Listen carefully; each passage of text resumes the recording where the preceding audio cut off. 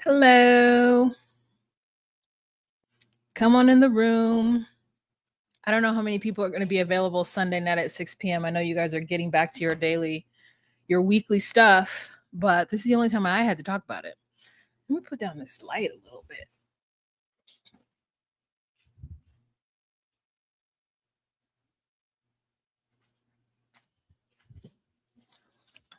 Okay, that's better.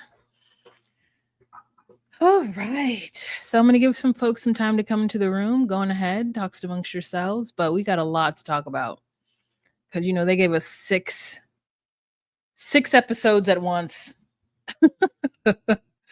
6 episodes just to command our weekend.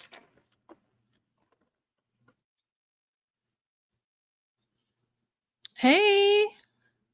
Hey. Hey, Sierra. Or is it Ciara? Phonetically spell that for me. And Regine. Hello. Ooh, I love Regine. Is that how you pronounce it? Joy. Hello. Girl, Regine. That's like, what's her face? From Kim Fields from A Living Single. Hola. Oh, love that. Sierra. Okay. Gotcha. Hold on, let me chew this.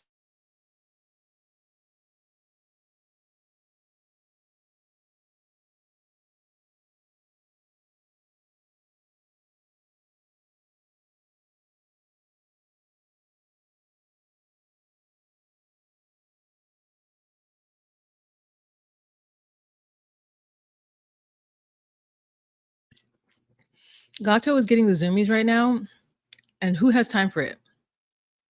Okay, let me tell you what I'm eating, Chantel. So I'm an avid Costco shopper, even though I'm by myself, but I don't care because I feel like it makes a lot of sense for certain items. Some items are salsa. So I just bought this one because let me tell you why I bought it.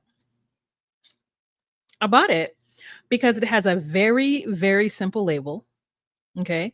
It also says not responsible for obsession. So I said, oh, challenge. It's made in Texas. Then it says obsessed. We're obsessed over making this so you can obsess over eating it.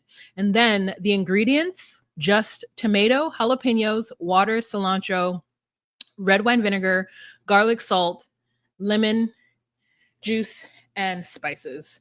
And I said for a store-bought salsa, that's a limited amount of items for that. So good for him. Oh my God, dress your age. Girl, I ain't seen you in a minute. Girl, I ain't seen you in a minute. How you doing, girl? I ain't seen you in a minute. How you doing? Hi, Marsha. What'd you order? Chicken korma. Oh, I'm excited for you. Okay. Also, what I'm drinking is because it's Love is Blind, so we have to drink. Also because it's Sunday, and so I want to drink. It's a day. It's a day that ends with the word day. So I would like to drink. This is a Kirkland Chardonnay. This is in the big bottle. Okay. Cheers to Casey's cat. I like Chardonnay. Cheers to Casey's cat. So we'll be toasting for Casey and her cat. Dedria, hey, how you doing? Chantel, hello. Don't forget to give this video a thumbs up. Ooh, Merlot. What kind of Merlot? I like Merlot. I like that it's dry. Sometimes red wine though gives me a headache, and so I only drink red wine in a pinch. Like if I'm like, oh, I really want a beverage, and I always have red wine on deck for cooking purposes. And so most of the time I'll have it though, and I just won't drink it because I'm like, the chances of me getting a headache feels high. I don't want a headache. But anyways, I rarely ever get a Merlot though. I'll try a Costco Merlot. I just want to be at Costco buying everything. Like if I could buy everything at Costco, I would. If there were 3 of me, what a bargain. It still is a bargain because I go to Costco monthly. weekly because I get gas, but I go there monthly and get certain things like my foods, like my broccoli, my frozen broccoli. I get a lot of stuff from there, like my meats, my frozen meats. I get from there. I bought some. I bought and made oxtails on Saturday. It's good. It's gonna be my dinner for the next 5 days. It's good. I get my rice from there, which means I only have to buy rice once a quarter, if that, once every 6 months. So I think that it is worth the $60 a year, except for I don't know. I think my sister pays my $60 a year because I keep waiting for it to come out of my account and it doesn't. So I gotta ask her in case one day she shuts me down. She shuts me off. Another crunch. Hold on.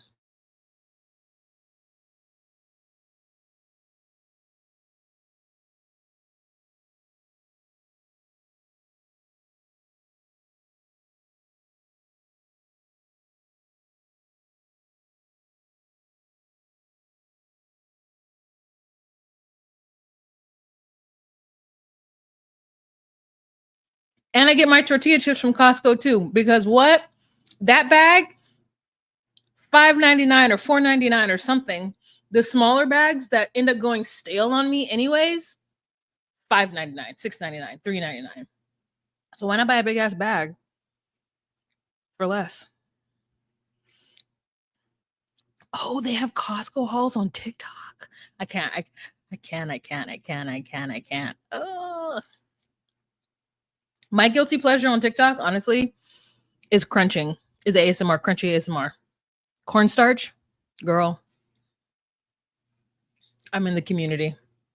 I'm in the cornstarch community. If you know what it is, don't even do it. If you're into, it's because I have pica and I be chewing on stuff that I shouldn't be chewing on. Is it unnecessary or is it quite necessary? Anyways, the crunchy community on TikTok, it's a whole thing. It's a whole. I go to sleep to people crunching on cornstarch. If you know, you know. If you don't want to know, please don't. It's a rabbit hole.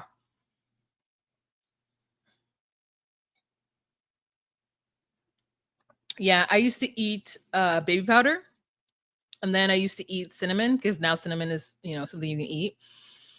And now that I found cornstarch, I was like, oh yeah. Except for I don't swallow it, and people swallow it. I'm like, I can't have that in my digestive tract. It's not meant to be eaten in them quantities. But yeah, it really does hit a little tingly in my body. Okay, we're about to get started. Gonna get everybody together. If you guys are part of Replaying Gang, you know to go check out the thing below. Or you should have known, otherwise you've been sitting here. Oh, let me take off my dryer.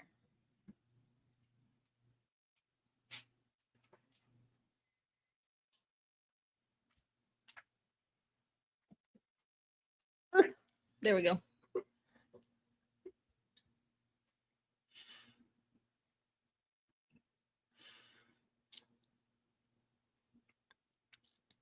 All right, 20 people in the room. Don't forget to give this video a thumbs up, you guys. Super helpful for the algorithm to know that I'm here talking about this. Let me do a little, 15 seconds. I'll do it later. So I want to get started on time. No, I'll do it now. No, I'll do it later. Hey guys, it's Wahima, but just call me Wah. Melanated! Welcome to my recap of Love is Blind Season 9. This is episodes 1-6, okay? We're doing a recap of the episodes. I'm going to try to go as expeditiously, keep on track as much as possible. I'm going to say, just starting off, I already like it. I think that it's better than Minneapolis. And maybe it's because I had a stake in Minneapolis, but this one is already better. I will say at the top of this, I like the fact that they have young professionals. I feel like they have actual adults. Like there's nobody that's in this pod is younger than 25. It feels like I don't want to see a 22-year-old or a 23-year-old on Love is Blind, even a 25-year-old. Like I think Milton was too young. I think that you should get somebody in their late 20s, meaning 28, 29, 30, 31. Like that is what we should be talking about. People who have actually had a chance to live somewhat of a life, actually have had an opportunity to garner a career, because we're living in a different time. This isn't the time. This is a different time. And I'm going to explain it a little bit more, because I feel like sometimes what happens is we get people in here who are still living some sort of fairy tale and fantasy. And I don't enjoy that aspect of it. And maybe it's because I'm seasoned and jaded and have kind of lost this idea of this. I don't know. To me, I think of it as Bible love. Like that is what I think it is. Like to me, whenever I think of the like, oh, you date, you get married, you have kids, to me, that's Bible. Unless you date for 10 years. And I know people who've done that. I had college friends who literally were in relationships when we were 20 and they didn't get married till we were like 30, 31. That makes sense to me. But when you're like, I'm ready to start my family, I'm ready to start my life. And I was once that person too. Don't get me wrong. But I think that now that we live in an age where we have access to see how other people can live and how life can be lived, it just doesn't make any sense to want to jump into something that you don't have to do, especially women.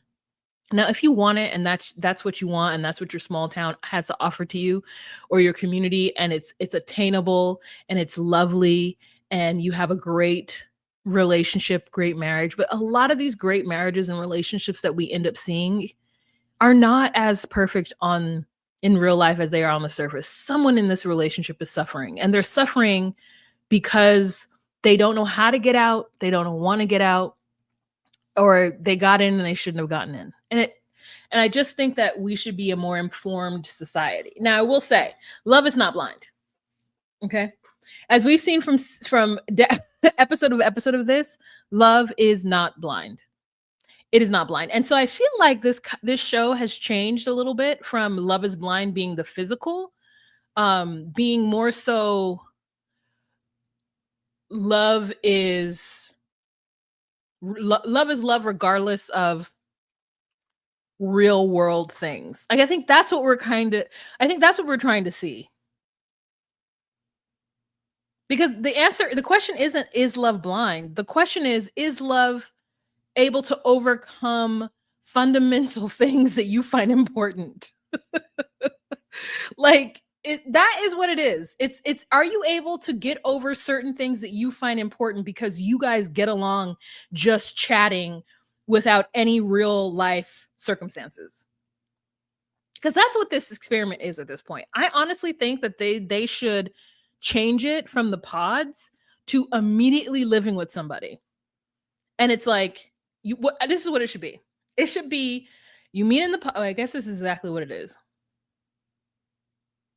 I'm gonna have to restructure it, because the way that they're like, I guess love isn't blind, or because here's my thing: just because you got along in the pods doesn't mean that you're meant to be together, and doesn't mean that if you don't get together, that you didn't do it right or something. Anyways, let's just jump into it, because I've now spent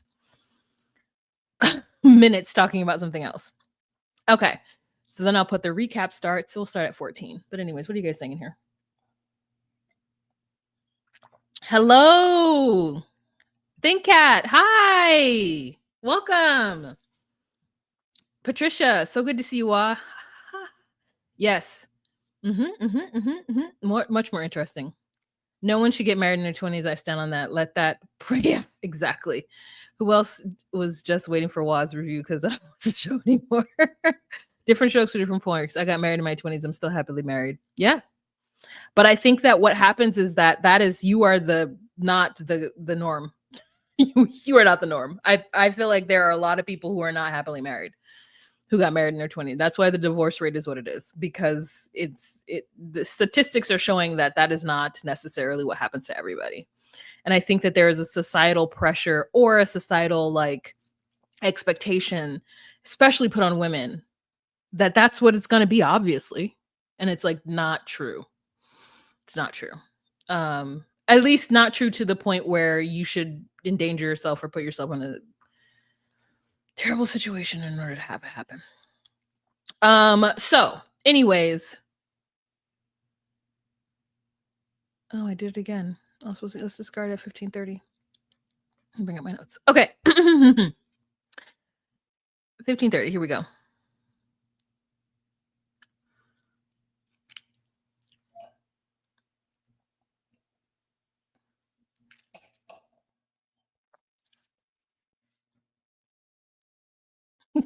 So long.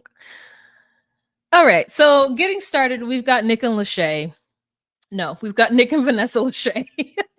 And they come into the different quarters, and they're meeting the cast, and they're giving them encouragements, telling them how to best, do the show, and wishing them all the best of luck. We meet Madison immediately, and she tells us that she has a going blind disease, and that's why she's on this show, because she wants somebody who's going to be okay with taking care of her should she go blind.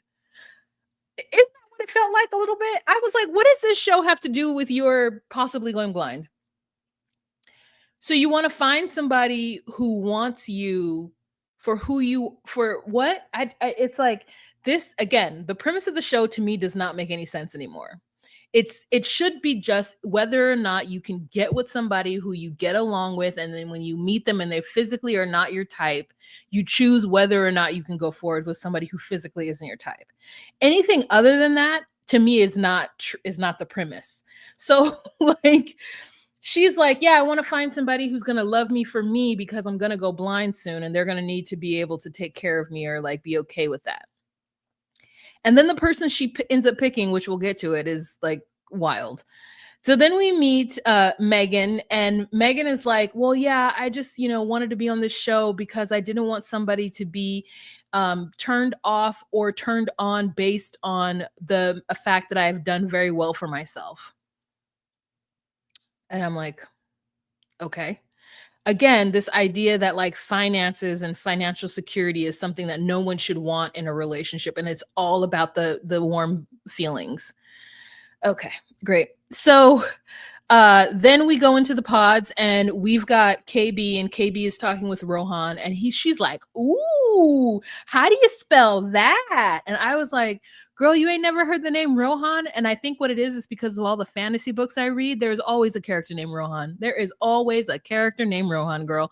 And so for me to I was like, what? You've never heard the name Rohan? Where y'all from? Denver?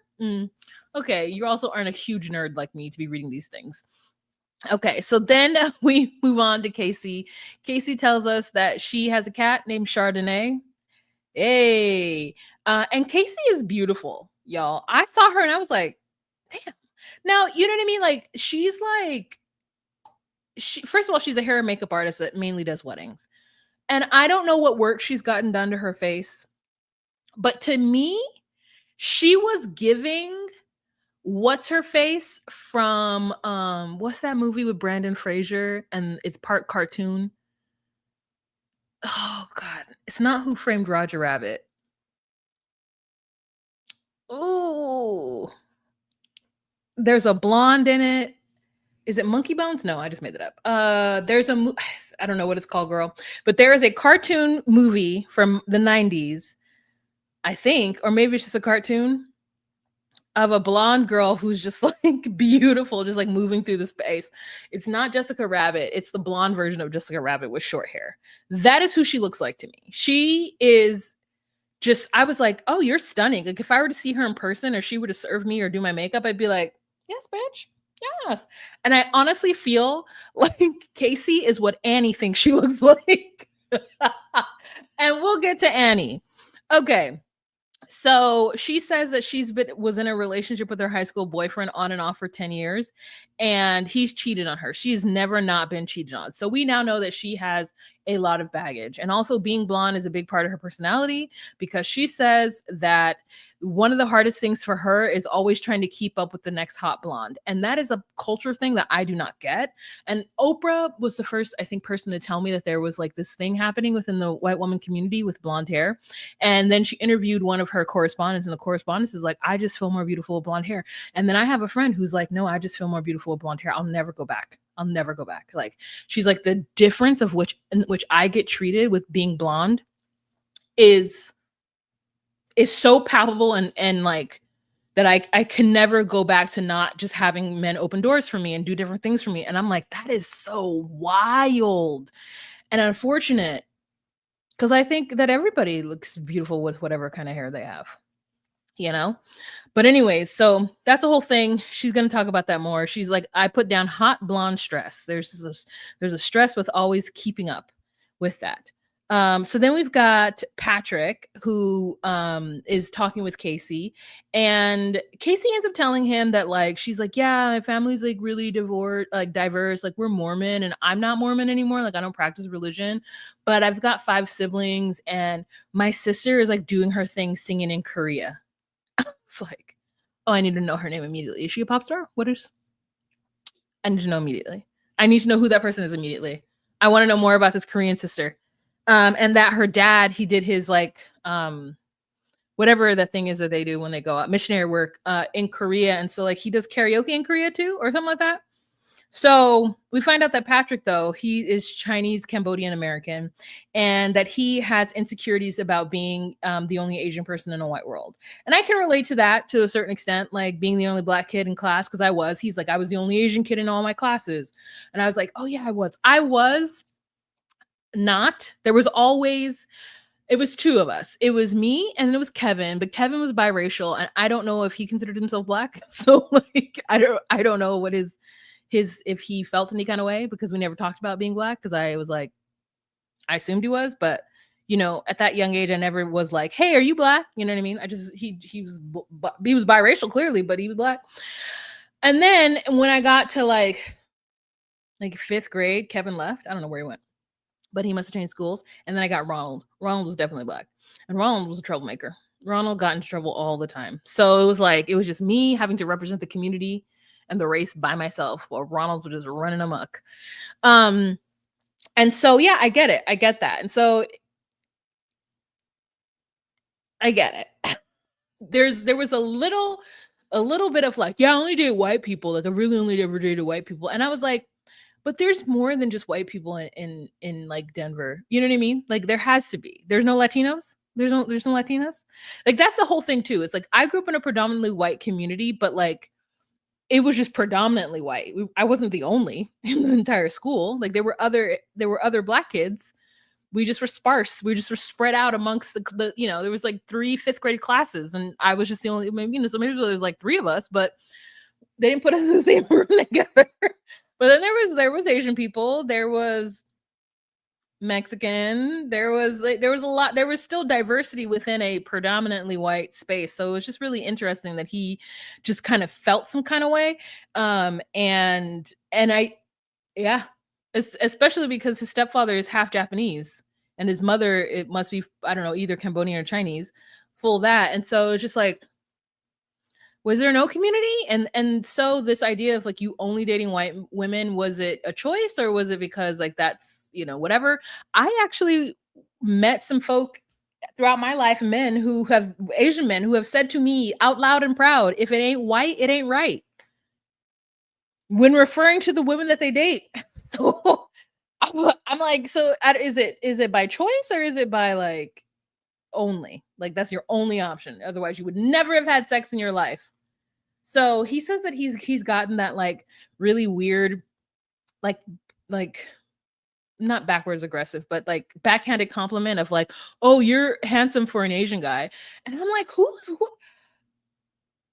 Asian men be fine out here. Like Patrick is not unattractive. They don't put unattractive people on this show. So I think it's just so weird to me that like folks would be like, "Oh, you're pretty for this." I'm like, "What does that mean? So you think those whole people are ugly except for you, for that one person?" I'm like, "That's crazy." It's crazy when people say stuff like that. It's just it's not been my experience, but it's crazy. Is it monkey bone? I thought I just made that up. Okay, hold on.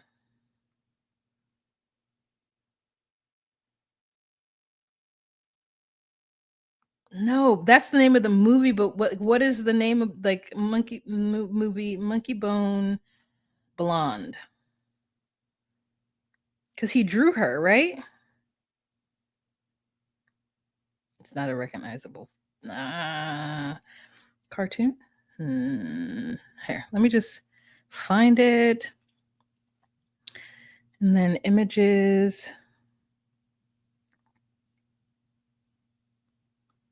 God, I feel like I don't know how I'm going to tell you guys who it is. Okay. Animated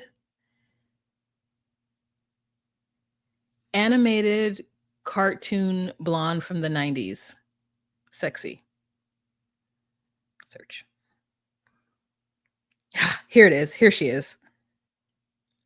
Cool World. It's Cool World. Oh, girl, I was like, yes, it's her from Cool World. To me, this is this is Casey, her animated version. Cool World. I gotta watch this again. I remember what this is about. It's Brad Pitt. It's not yeah. What was her name? Anyways, figured it out. Yeah. Yeah, Brad Pitt. Anyways, it's Brad Pitt, Cool World. I don't remember her name, but that's the blonde that she looks like to me. Full lips, thick hair, like luscious eyes, like batting eyes. Like she is very, very pretty. And she's like, unfortunately, it's a curse and a blessing for her, it feels like. So, anyways, Patrick does have a lot of work to do.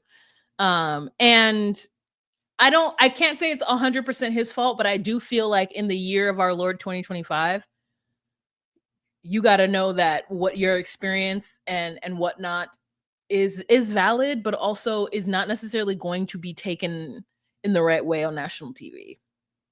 It should be like this. I've mainly dated white men or white women. I've mainly dated white women, but I would love to be in a relationship with an Asian woman. I feel like I want to know what it feels like to date someone who understands me just intrinsically. That's all he has to say. That's what he has to say. He just understands me, and like culturally, like there's just things that I don't have to say and that we understand. And I understand that familial expectations, and like I don't have to feel weird going to their house, because believe it or not, even though it's 2025, when I've gone to meet a girl's parents, I worry that they're going to judge me. Like, say it like that. There's things that you can say. Oh yeah, Kim Basinger. Yeah. Oh yeah, Kim Basinger is beautiful. Okay. So then he ends up going into a pod with Anna. So he and Anna meet, and they both are like, yeah, we typically date white guys or white people. And so then Anna's like, they start to do like little clues with each other, which I really loved this segment. But she's like, actually, my whole entire family like is from Brooklyn. But then so me and my brother were born there, but then everyone moved to Colorado. And when she said that, I was like, oh, ethnic. Like, if I were in the other pod not hearing that, I'm like, your entire family moved? Ethnic immigrants specifically. Because that's what happens. Like, when you go to a new city, a lot of times groups of family members, like 3 or 4, will move. That's what happened to us. Like, my dad has nearly all of his siblings in Southern California. 2 of them are in Northern California. And there's 2 like whatever, like sparsed out. But my dad is surrounded by 3 of his sisters. So, and one aunt lives in the next city over. So like, you know, they split. They went to, some went to New York and some went to California. And then from there, they kind of either left New York or California or did whatever. But yeah, my dad is around his siblings. And that's normally what happens when you have immigrant families, because they're just like, hey, you live over here. Hey, it's good work. Let's live together and let's live close. And so when she said that, he was like, okay, I see you. I'm picking up what you're putting down. And then she's like, let me ask you another question. She's like, hey, do you have a middle name? And he's like, no. And they were both like, ding, ding, ding, ding, you know, like, and it was just such a cute moment. And also, let me tell you, Anna loves a gladiator sandal. She brought 2 different gladiator sandals that go up her leg, and they're both heeled. One has sparkles, one doesn't. And I was like, are sparkly gladiator sandals in? And I'm like, I don't need it. You don't need it, Wahima. You don't need it. So anyways, she then, Anna, has a time with Blake And we get introduced to Blake, and Blake is a young man who's professionally in a place now where it's good for him to start to have a family. He had this conversation with his grandmother, and his grandmother was like, you should get on that. And so he decided to do this. Now, I don't know why he decided to do this. It was never clear of like him being like, yeah, in the real world, I have a hard time, or I get led astray. It feels like he's never given the real world a chance. It just feels like he's been so focused on his career that he hasn't really dated. So I'm not sure why he thought that this would be good for him.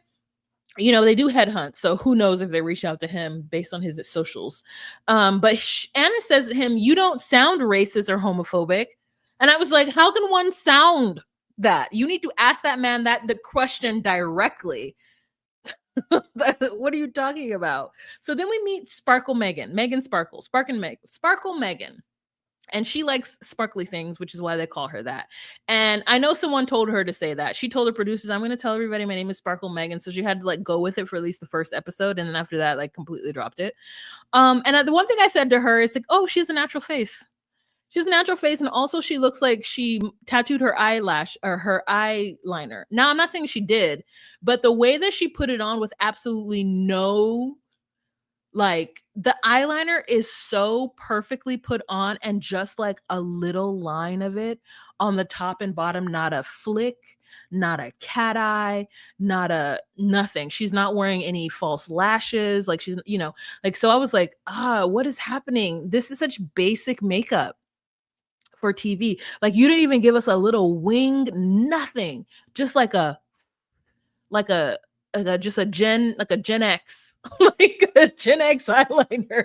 So thin, so precise, so perfect. It made me think that it was tattooed on. I don't know why. It gave it to me. And I was like, you know what? Go on ahead, Sparkle. You work with what you've got. She did a little bit of highlight. I don't know if that's a balayage. You know, she's done a certain amount of upkeep on how she's presenting, but in a very natural way. She does say that she used to have breast implants, but she took them out. And I'm like, is that it? It didn't seem like a fake thing to say, but it was such a throwaway comment that she said after, towards the end, that I was like, is that real? And did you? And like, can we talk about that? And like, why you got rid of them? Just want to know. So she is in her early 30s, but she says that she used to work for an oil and gas company. And I think what happened is that she got a lot of stock from them, and then either got laid off or got a severance or something. The company, something happened, and she got a lump sum. And she took that lump sum and she did good things with it. And so now she is just living her best life. And she's currently trying to start a medically driven tech enhanced health club. And so the thing that I was thinking is, okay, it's like a spa that does like red light treatments and like different things that merge the medical and spa world, like maybe some Botox, maybe some other like medical body toning shenanigans and stuff like that may happen. And I can be like, oh yeah, people would come from different places around the country to come to your spa if it's like good quality. So good for her. Get the money from the rich. They got it. So she meets Mike, and Mike is 37 and he has money from real estate. She and him start talking. She mentions that she does believe in traditional gender roles, and he's like, oh, okay, so if I just leave my dishes out, you'll be fine with that? And she's like, no. She's like, I'm not gonna be fine with it. I'll be annoyed, but like I do believe, like to a certain extent, that like, I want to have children. I'm ready for that. I think I'd be a great mom. And the way she said it, I was like, traditional gender roles, yet you're gonna have a whole business. Like I wanted that to be flushed out a little bit so that I can like imagine it. Because in my mind, I'm like, if you both have enough money, why wouldn't you just have like a person that comes and cleans? Like when he's like, if I leave my bowls in the sink, would you be mad? And I would be like, no, because obviously our cleaner is going to clean it up. Girl, don't let me get a little money. Somebody will be in here weekly. And if I had kids, someone's in here daily. Someone is coming in here daily. I don't know, a nanny / housekeeper 5 days a week. I'm not washing a dish Monday through Friday. Not a fork, not a spoon. I'll rinse it off and maybe put it in the dishwasher. So I'm like, y'all, what are you talking about? Cleaning up? Get somebody to come in here and help y'all. So She says that she wants a man to provide security and safety, not necessarily the other things like financially because she's got it, but security and safety are two things that she's really interested in. And I was like, I get that. And so then she also meets Jordan, and Jordan says that he's a branch service manager in transportation and logistics. He has a 5-year-old son. He is 27 years old, got a vasectomy. He drives a 2013 Kia. And they've quickly realized that they have completely different lifestyles. But he's charming, and she's interested in going for somebody that she normally wouldn't date in the real life. And Mike seems to be that kind of person. And I'm like, but Mike seems like you and him financially and ambitiously are on the same page. And that to me is super important. So Jordan then walks in and tells the guys like about Sparkle Megan and how much he likes her. And we find out that they did have a conversation about his son who has type 1 diabetes, and her father had type 1 diabetes the same. And so they really, really bond over it in a way that, like, to me doesn't make any sense. To me, it actually just like doesn't make sense how much they've bonded over the fact that they know two people with type 1 diabetes. So I was a little like, okay, because she allowed it to inform a lot of her decision making. So then we have Allie, who is used to be in the reserve. So she's like, I know how to like throw a grenade. And I was, I'm here for Allie. I'm here for Allie. There's something about her, even though she's like, I don't know what I'm doing, and I'm just so excited for love. Like, I was here for her. So she meets Anton, and she then meets Anton, and Anton is, he's giving. I thought he was Italian when he said that he was Russian. I was like, oh, okay. So he and her bonded over the fact that they both had to learn English at around 8 and got made fun of in school for that.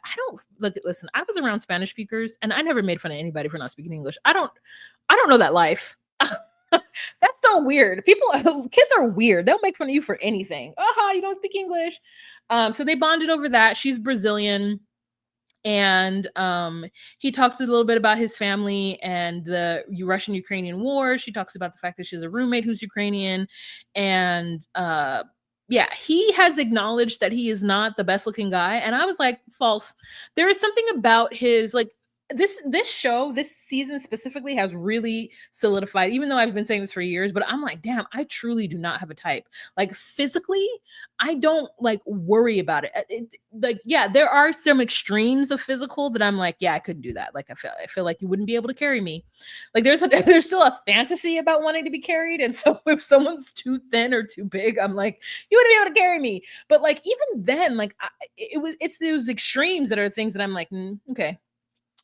But anything else, like, he's like, yeah, I want her to like me and think I'm good looking. And I was like, you are good looking. Like, you're not terrible. Like, I'm like, okay, they don't pick ugly people on this show, y'all. They don't put people on this show who aren't attractive. They do. They put people on this show who are attractive. And so anyways, his friend tells him to go by the name Tony because that name is better. And again, I'm like, who's his friend? Dump him. Dump this friend, because Tony is fine, but Anton is fine as well. Like, people need to say your freaking name. And so she then says, yeah, actually, my name is Alini. And the reason why I started going by that is because I was tired of correcting people. And I said, girl, I know that feeling. I know that feeling. And so, she actually calls him out on the fact that he seems a little guarded. And he said, when I find somebody that I'm really interested in, I will absolutely open up. I don't believe it. I don't believe it, because I'm like, this is the time for you to open up, and like, you aren't able to do it now. And she had to ask you about it. And you're like, yeah, when I'm feeling right, I'll do it. And I'm like, And he's like, but also at the same time, it's like, when I do tell you about myself, I don't expect you to help me fix it or anything. Like, I just want you to be like, it's okay, babe, I got you. And I get that to a certain extent, but I'm like,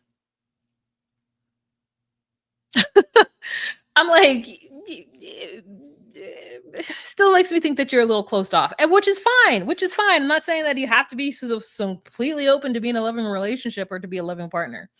It just, feels like we could do some emotional work here. So then we meet Edmund, and I love Edmund. He had me crying the first time I watched him. And then we've got with KB, Calibria. And they feel a spark and they start talking about whether or not they're traditional. And, they both say they're non-traditional. She says that she's okay with 50-50. And he talks about having a hard upbringing, being in a foster care, not really having a like solid place. And, he one of his ultimate goals in life is to be a substitute teacher. And that he has his master's degree and he's traveled and done a lot of things despite of his background. He's even forgiven his parents. And I'm like, yes, forgive those parents. Forgive them. Good for you. Good for you. That's hard. That's got to be hard. He is a loving, open person for that, because good for him. So she's like, I'm not going to stay home because, we could both be the breadwinners and blah, blah, blah. But she does have some traditional values that we'll talk about a little bit later, or some like ideals of what she wants in a husband. So we then cut to Joe, and Joe has been engaged before. Oh, I'm telling you these things. Like, I don't got pictures. Like, I didn't take the time out of my life to go find the pictures of these people. Okay, this is Patrick. This is a crazy shot of him. They needed to like get it just the angle just a little bit higher. It's look he looks like Santa Claus in this picture. Like, this is a jolly photo of this man. Okay, jolly. Then we've got Mike. Mike is handsome. Mike is me all the way. Yes, I would like this person. Is it easier for me to be here? No, it's just uncomfortable the whole time. Here, okay. Let's do that. All right. And then we've got Megan Sparkle Megan. She's 35. He's 38 and he's 31. See, this is what I'm talking about. I need people in their 30s. But did I tell you that Patrick was a construction organizer? Like, he basically organizes like construction projects, so makes good money, works from home. Then we've got Madison. She's the one who's going blind. Then we've got Calabria. She's 29. I don't know what she does, but she's cute. Calabria fine as fuck. Her face is so pretty. Every time I see her, I'm like, damn, she got a pretty face. And then we've got China, who we only see in the very beginning, but she said that people think that she's stuck up. And I was like, girl, who in your community still uses the phrase she's stuck up? Girl, let them go. Let them go. Stuck up is a crazy thing to say. Then we've got Edmund. Oh, look at Edmund. Edmund's 29. How old are they? Oh, they're both 29. Good for them. Got Edmund. Then we've got Jordan. Jordan is 30. Then we've got Kate, who I haven't introduced yet. Then we've got Casey, and this is Casey. Casey also looks like, who does she look like? Casey looks like as an actress that she looks like too. It's not Charlize Theron. It's in The Smile. Was this person in the movie Bombshell? It's not Margot Robbie. In her Smile there's an actress that she looks like. Shoot, I can't think of it. We haven't gotten to Brennan yet. Here's Blake, the one who Anna thought maybe wasn't homophobic. Here's Anna, cutest AF. Here's Anton. Look at that. He's cute. And here's Allie. She's cute. They cute. Okay. We'll get back to them. Is it Brittany Snow? It's gonna. I don't know why. She looks like one. Oh yeah, she does. Yeah. Oh, Calabria is a newsworker. Okay. Mike does not like his picture. Oh, he doesn't? No, Mike is a realtor. I guess he could say he's a businessman, but he's a realtor.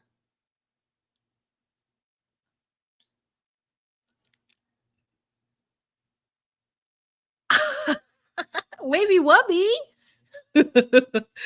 Anyways, that woman is crazy. That's a crazy ass woman. Okay. So anywho, did I take a picture of Joe? Maybe I didn't, because I took a picture of Joe. I didn't. I gotta go back and get a picture of him. Okay.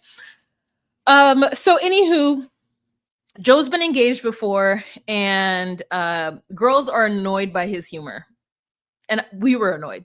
He's like not broy or I don't know what it is. He's annoying. He's annoying. he's too young or he's immature or something. He's annoying. He's annoying. And so yeah, Madison and Joe end up like making a connection and kind of talking. So then we've got Anton and Allie, and he's like, when I hear your voice, it's like a song, because they walk into the space together. And Allie says, I love you to him, and they get engaged. Okay. Day one, what feels like it for us. Okay. Episode 1. So Allie, remember, Brazilian, didn't learn English till she was 8, and Anton, Russian, didn't learn English till he was 8. Both got arm tattoos. And we find out that Anton says that he actually did pretty well in his early 20s and was able to buy a house. So he's in a place financially to be able to have a spouse. But I think there's something very masculine about Anton, which is why I think I'm into that. I'm always interested in anybody that's masculine. All right. So moving on to episode 2, which is called Love Me When I'm Blind. So then we've got I put, she loves his thick hair and he finds her stunning. Oh, that is, I believe, these two, Anton and Allie, because they get engaged and they see each other. And so, yeah, I agree. She is stunning. He does have thick hair. They are both correct. So Joe and Madison, they talk about her cats, and Joe really wants to better understand like how many cats she has, if they stay in the bed, what the real tea is with her situation with these cats. And I get it. I have a cat too. And I don't want him in the bed because the hair be everywhere. The hair be everywhere outside of the bed. It in the bed, me rolling around in it at night. Ooh, I can't do it. And so she seems a little annoyed. We find out that she has a condo, and then she tells him about her blind condition. And so he then gets a little awkward and weird, which is, I think, anyone would do, because then he realizes that, he could be with somebody who's perfectly fine now, and then slowly gets blind. And so she tells him, though, that she does have a peripheral issue, and that in low light, she's a hard time seeing. So she does run into a lot of things.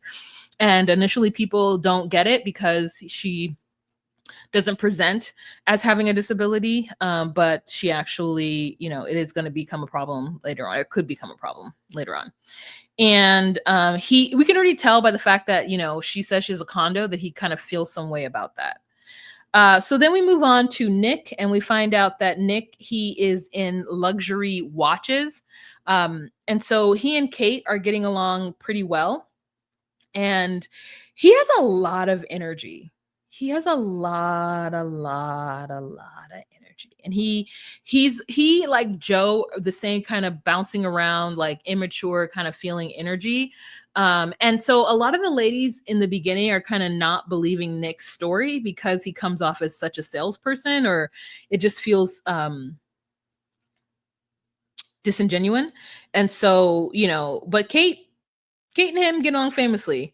They do feel very deeply about each other at some point, and he says that he also has an intense flame with Annie, and Annie is the one who has her own shop. She is a hairstylist, and let me tell you, this is what I would say. I feel like Annie is going for this look.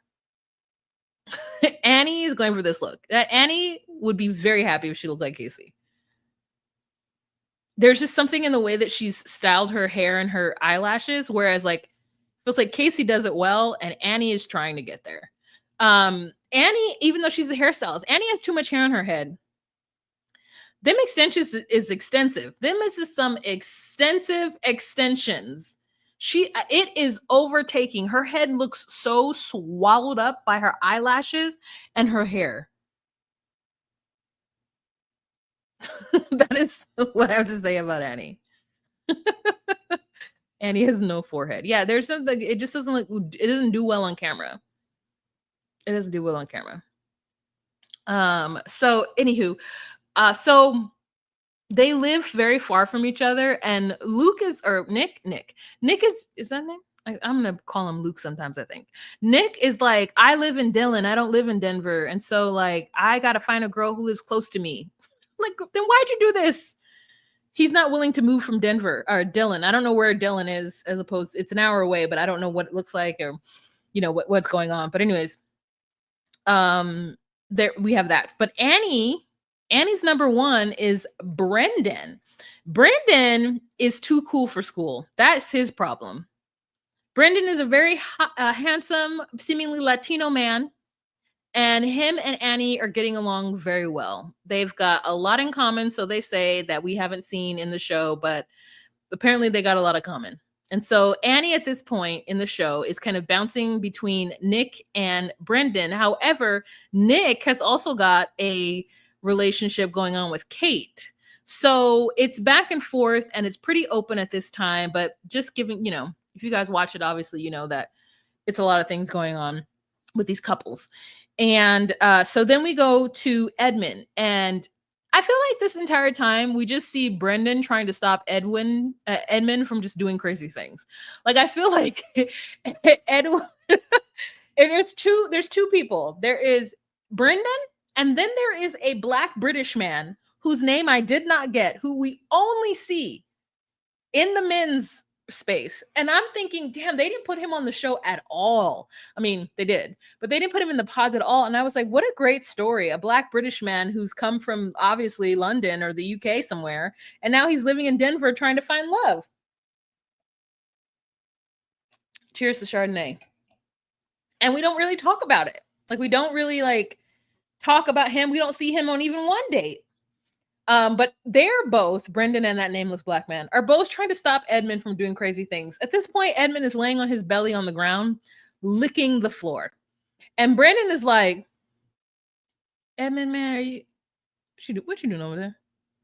Edmund, are you licking the floor, bro? He's like, I ain't kissed nothing in so long.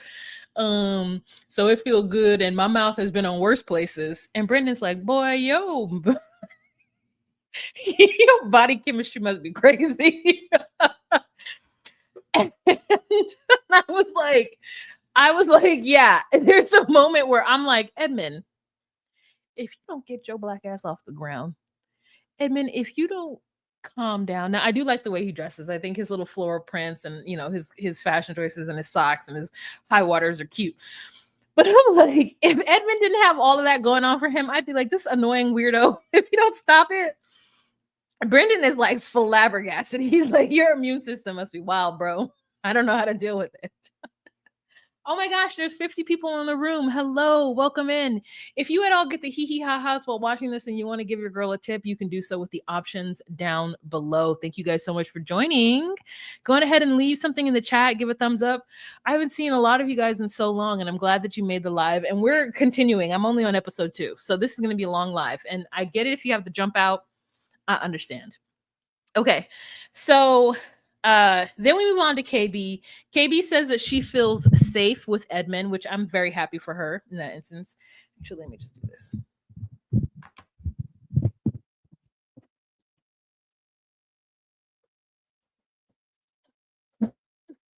So then we've got KB. KB feels oh Jesus, it's just in the way. KB feels very, very safe with Edmund, which I'm happy for her. I want everybody to feel safe with the people that they're with.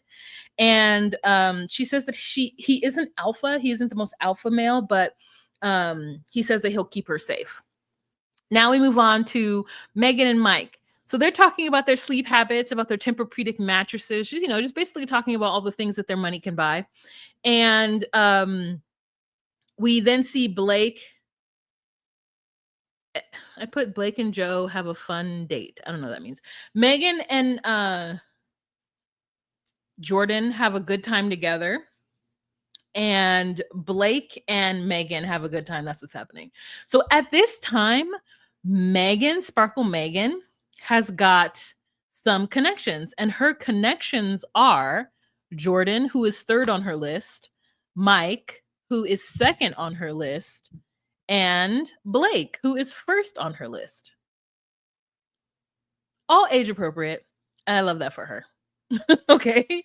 So she says that Blake is the person that she's interested in because they have a lot in common. He's different than who she would normally date, whereas Mike is exactly who she would normally date, and Jordan is never somebody she would normally date, but they are laughing a lot and getting along well. And, type 1 diabetes. So there's that.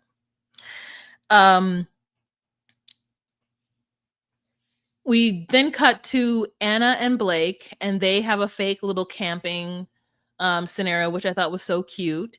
lots of s'mores. So she says, though Blake says that she is her top. Blake believes that Anna is his top choice. So Blake is seeing Sparkle Megan and also seeing Anna. And for him, Anna is his top choice. So they have a good time and, really surprised that they're getting along as well as they're getting along with. But Anna also has this connection with Patrick, which is like kind of what we're all rooting for because we want them to give Asian people a chance. We want them to give their culture a chance. And we cut to Patrick, who's having fun with Casey.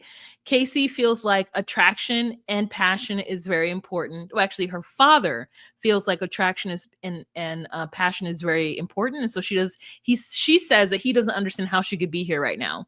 Patrick talks about not being accepted for his ethnicity, and she would like him to kind of share what his ethnicity is. And he just starts flipping pages in his journal. He is not good when someone asks him something and he doesn't want to respond. It's like, oh yeah, so will you tell me like what your ethnicity is? And he's like, and he's like flipping around this page, and she's like, so no. And he's like, I'm just, yeah, I don't have a problem saying it to you. I'm gonna tell you right now, just from where I've been and where I've lived, I have never met an Asian American who isn't proud of being Asian American, or who like would be scared to say what they are. I've never met it. And I'm like, he needs therapy. The fact that he's so terrified to tell this woman that he's Asian or Chinese or whatever it is that we were asking at the time is just very sad, because he's worried she won't like him. And that's why he's on this show, because he wants somebody who wants to like him for who he is, not for who he's not. And that is wild that is his experience. And I feel very bad for him for that. And so he finally says that he's half Chinese and half Cambodian. And he's like, yeah, so I'm half like South Asian and Chinese. And I'm just like, why was that so hard? Also, is there good Cambodian food anywhere near? Like, I've never had it and I wanted it expeditiously. And so she says, I'm sorry you feel ashamed to say that. And I was like, yeah, I'm really sorry that you feel ashamed to say that. That's crazy. And I'm very sad that that's his experience. And so that's when he says, I've gotten the thing of like, you're pretty good looking for an Asian guy. And then he's like, yeah, I'm like a baby seal. I'm smooth all over. And I was like, don't equate your skin to like a wet water mammal. Like, and it when I think of a baby seal, I do not think of like, like he could have said, I'm like a baby. I have like baby skin, no hair. Okay. A baby seal makes me think of like a wet sea creature. Ew, that texture feels weird to me. It's like a dolphin. Ew, it's like squishy and wet and moist. I don't want that. So Patrick and Anna are really vibing though, and they're surprised that they really like each other as much as they do. They talk about their families and familial expectation. Anna tells Patrick that like, she's like, my mom does not know I'm here. It would be crazy for her to understand that like, this is what I'm doing. It would be so worried about me. And she's like, it took me a long time to forgive her, because I was mad at her for so long. But then I realized that she's just a girl. She's just a girl. And I said, you know what? I feel you. I feel you too. There's a part of me that has done that kind of work where I'm like, she's just a girl. She's just a woman who like didn't get what she wanted and has always felt unloved and felt, had trauma. That doesn't mean she needed to take it out on me though.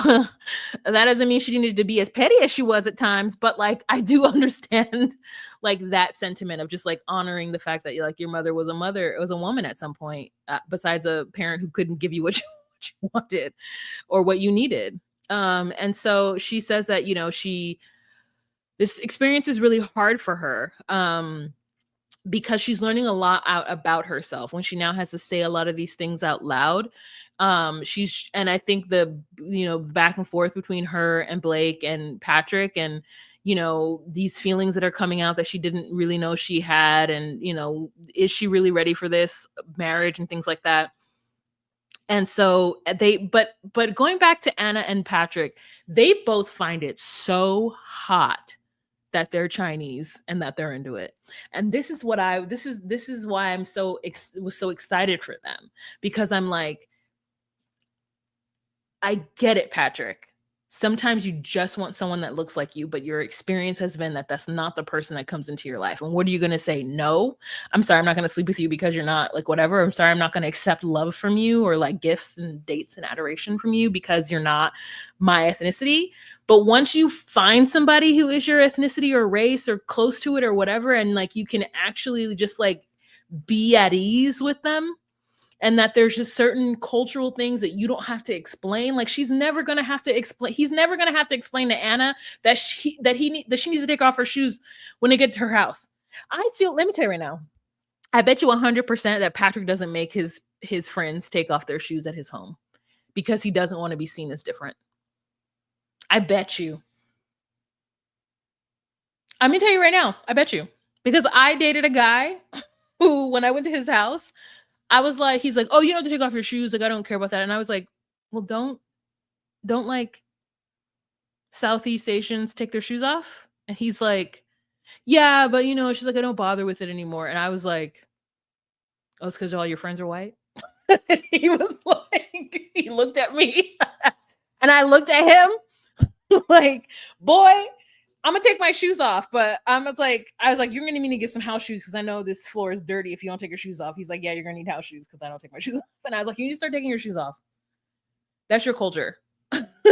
So he's like, actually, I do take my shoes off. I just wear sandals around the house. And I was like, yeah.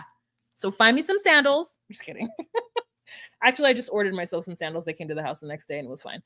So that being said, I get it that people do those kind of things, but the fact that him and Anna wouldn't have to do that, like, I love that for them. So anyways, Joe and Madison end up getting engaged, and we're all like, this ain't gonna end well. And Anna is feeling all the feels, and Patrick gets to the room to go on a date with Anna, and they allow him to walk into the space and be like, Anna, hello. And they do this twice. They know that the person has left, but they allow the date to go on the date anyway to like get that footage of them walking into an empty room. And I think that's so stupid. If anything, they should tell them prior to, and then be like, but we still need you to go into the room and like ask for them and say hello and stuff because we want to get that footage. And then at least it's not going to be as awkward. But I felt bad because Patrick just like, I got stood up. I got stood up. Yeah, I got stood up. And it was just like a whole thing of they got stood up. So it's like no one knows where Anna is. And the next episode is called Ghost Town. All right, guys, let's take a break. It's been an hour. My jaw is hurting. Hold on, I got to crack my neck.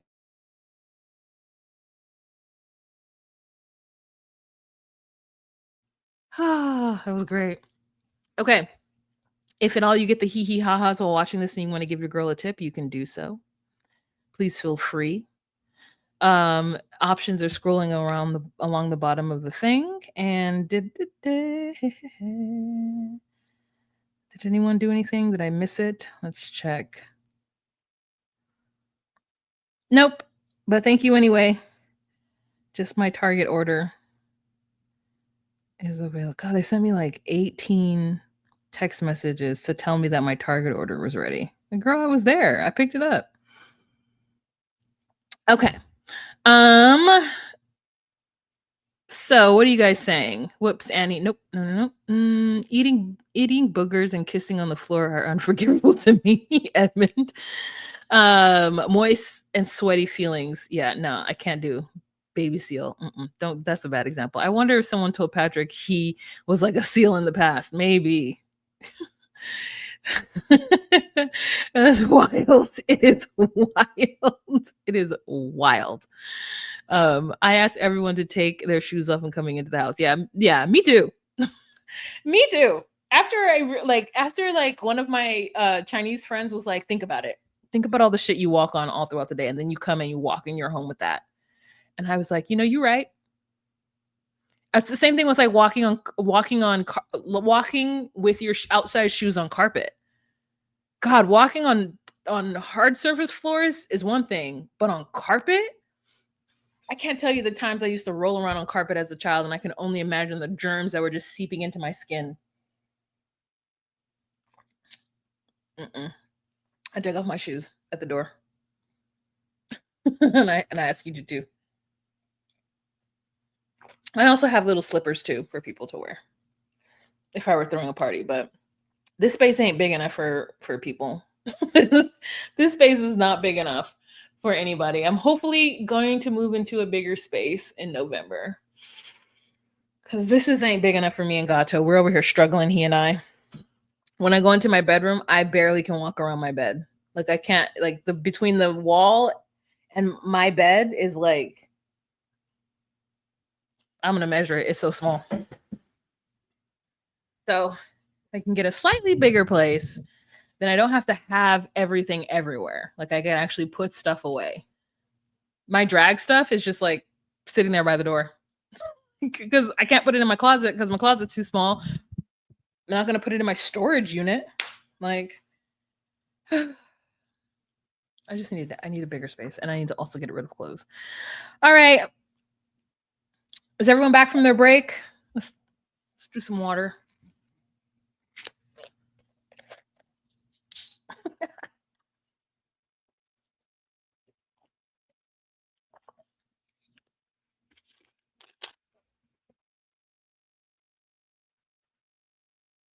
My mom lives in China, so we were taking our shoes at the door. Yeah. Yes. That dirty street. You can't have that dirty street in your house. Can't have that dirty street in your house. I'm gonna chew.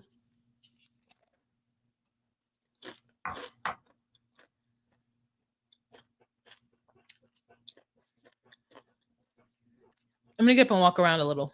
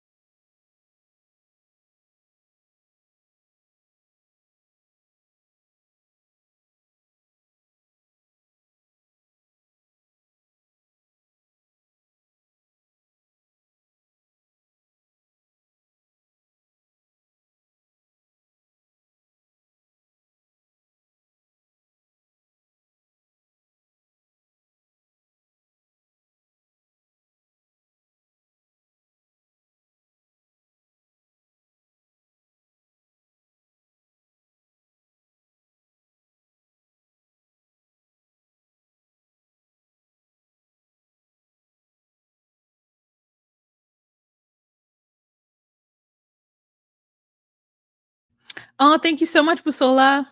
I appreciate it.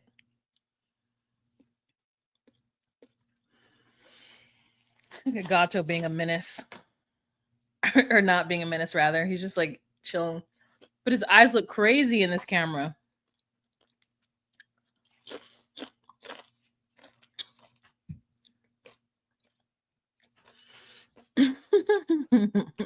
He's waiting for me patiently to get off of this. Okay. Oh my God. Here we go. Episode 3.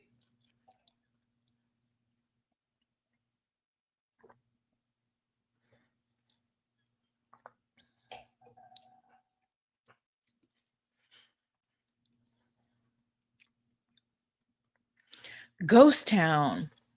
All right. So the producers let him go into the pod when they knew she wasn't there. He is super bummed that she's not there. And then they have to tell Blake that Anna has left. Meanwhile, we got Patrick laid out on the couch, just so sad because he was so excited for her. And then we get like, we do end up getting some little preview at the end that gives us some kind of hope. So then we move on to Megan, and Megan chats with Mike about being friends with an ex, which is something that he had mentioned before.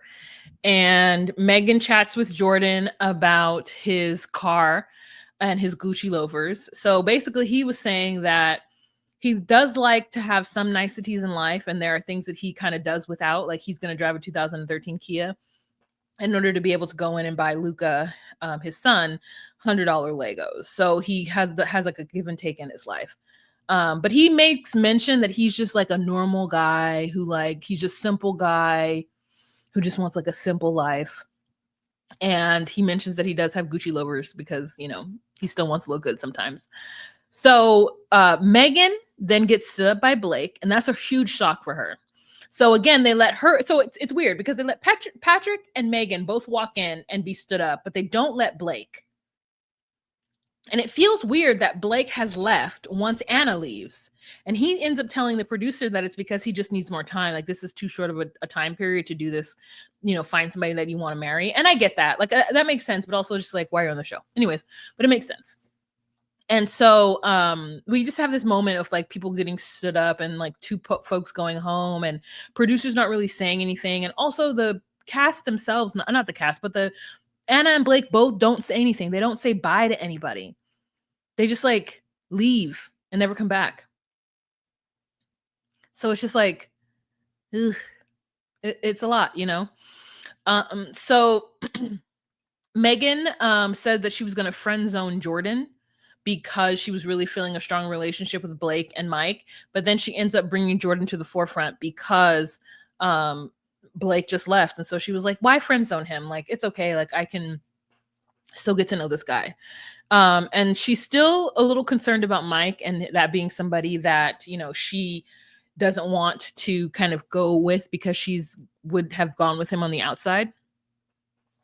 Has everyone heard about the stories that came out about Mike and his alleged fraudulent business practices? Ooh. I haven't heard it. So Joe and Madison see each other, and Joe, we can immediately tell that he has a problem with it. So because he's like, oh my God, like you're not what I envisioned at all. And I'm like, Joe, the whole purpose of this is to not envision somebody. Don't do it. Like, why are you envisioning anybody? And she's like, what did you envision? He's like, I don't know. You do know. You do know. Like, so now he's like, oh, you know, in my mind, I thought to myself, you know, you probably thought to myself, yeah, I was willing to like take care of a blind, like cute blonde girl who's 5'2" and 100 pounds. But like, now I'm going to have to take care of you who's blind. Like, that is literally what I thought was happening in his brain. Was like, I thought I was going to be able to just like take care of somebody that I could just like pick up and throw over my shoulders and carry around. Like, and I hate to be that way, but that's what it was giving. What do you mean that's what you envision? That's not what you envision. You shouldn't be envisioning anything. And then he said he has a hard time reconciling the voice and who he sees in front of him. And again, I'm like, but you see the person talking to you and you hear the voice. So he says, I'm happy though. I'm happy. And we're like, you're not happy. You're not happy. So Brendan and Annie talk, and she feels like she has been validating him more. And he ends up calling her Anakin, which she thought was really cute. And she's like, I just need some confirmation. He's like, I'm confirming. And she's like, are you? And then he's like, he kind of sounds annoyed the fact that like she wants to be confirmed. And it you know, she says that she wants her man to be like intuitive and to know the things that she wants, especially after she says it to him. And she tells him like she feels like she's the one who's leading the experience. And he just is like trying to be so cool and calm, or that's just his personality, or he wasn't picking up what she was putting down. But it was just like really kind of crazy that he wasn't able to just be like, oh, I see what you're saying, Annie. Yes, I absolutely do love you. Here's what you should know about me is that if I didn't, I would not waste my time with you. And I'm somebody that's like that too. Like sometimes I don't think I need to tell people that, like, you know, hey, I love you, or you're in my spirit, or you're like whatever, because I'm like, I'm here. I think that you should know from me and how we've gotten along for the last like few months. And this is not few months, so it doesn't make any sense, right? But like that's how I expect people to get. I'm like, oh, you think that I would just play around and hang out with you even though I wasn't feeling it? Like, just so you know, the moment I'm not feeling it, I'll let you know. But like also, I would not just come and hang out with you if I wasn't feeling it, if I wasn't interested in this. I am interested in it. So I'm sorry that I'm not giving you that. But I think that Brendan, he like was playing it too close to the chest. Like he didn't want to look stupid on TV, or he didn't want to like confess his undying love. And I think sometimes some men are socialized to believe that if they're vulnerable, if they talk about how they feel or tell someone that they love them, that they're somehow giving up power. And it's silly to me. But I think that men and women have their separate things. I think that women are taught to hold on to sex as a way of not giving up power. And I just think that's silly too. So it could, it goes both ways with people being silly. So she tells him that, and he still is like, well, yeah, I'm here. And he feels kind of annoyed. He's like, am I not doing that? And she's like, no. And she wants him to be like, yeah, I'm really like into you and I love you so much. And like, every time I get around you, I have butterflies. But he's like, yeah, it's not me. He's not going to do that. And that is to his detriment, as we end up seeing. So then we go with Nick, and Nick is like, yeah, I'm so lonely in here. It's crazy because you just can't Google titties when you're in here. And I'm like, God, he has such puppy dog energy. Like he's such like it's all over the place. And so then Nick says to Annie, look, I'm showing out for you, Annie. And then this is where I start to hear a little AAVE. Now, sometimes I don't know the difference between AAVE and like TikTok vernacular. And like sometimes, you know what I mean? You guys know what I'm saying?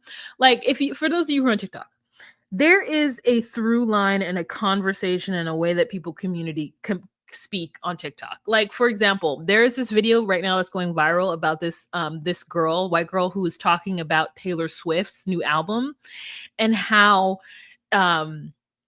it's hard for Taylor Swift to make a new album these days because she is 35 years old. So she's no longer like an awkward young white girl who's blonde and like whatever. You'd have to watch it to know. I don't know. It's a dissertation that is like not about my community, but it was such a good video that I like watched it twice. And then I saw one of my favorite comedians come on stage. He reposted it. And I was like, me too.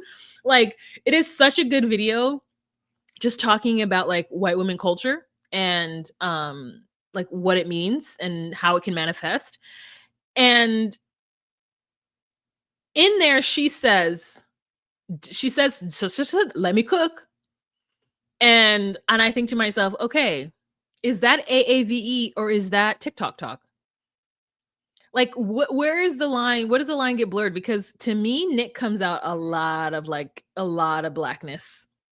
There's a lot of things that he ends up saying that I'm like, do you have black friends or are you just on black talk? Like, what's happening?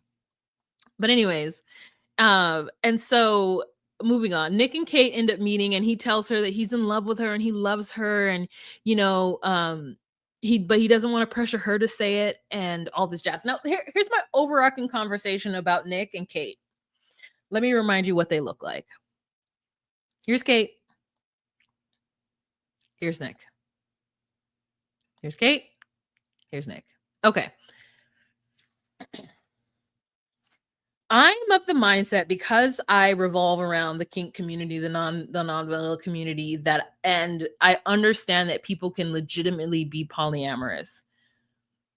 Nick tells Kate that he loves her, and Kate feels like you only say that to one person one time in your life. She is very traditional with it.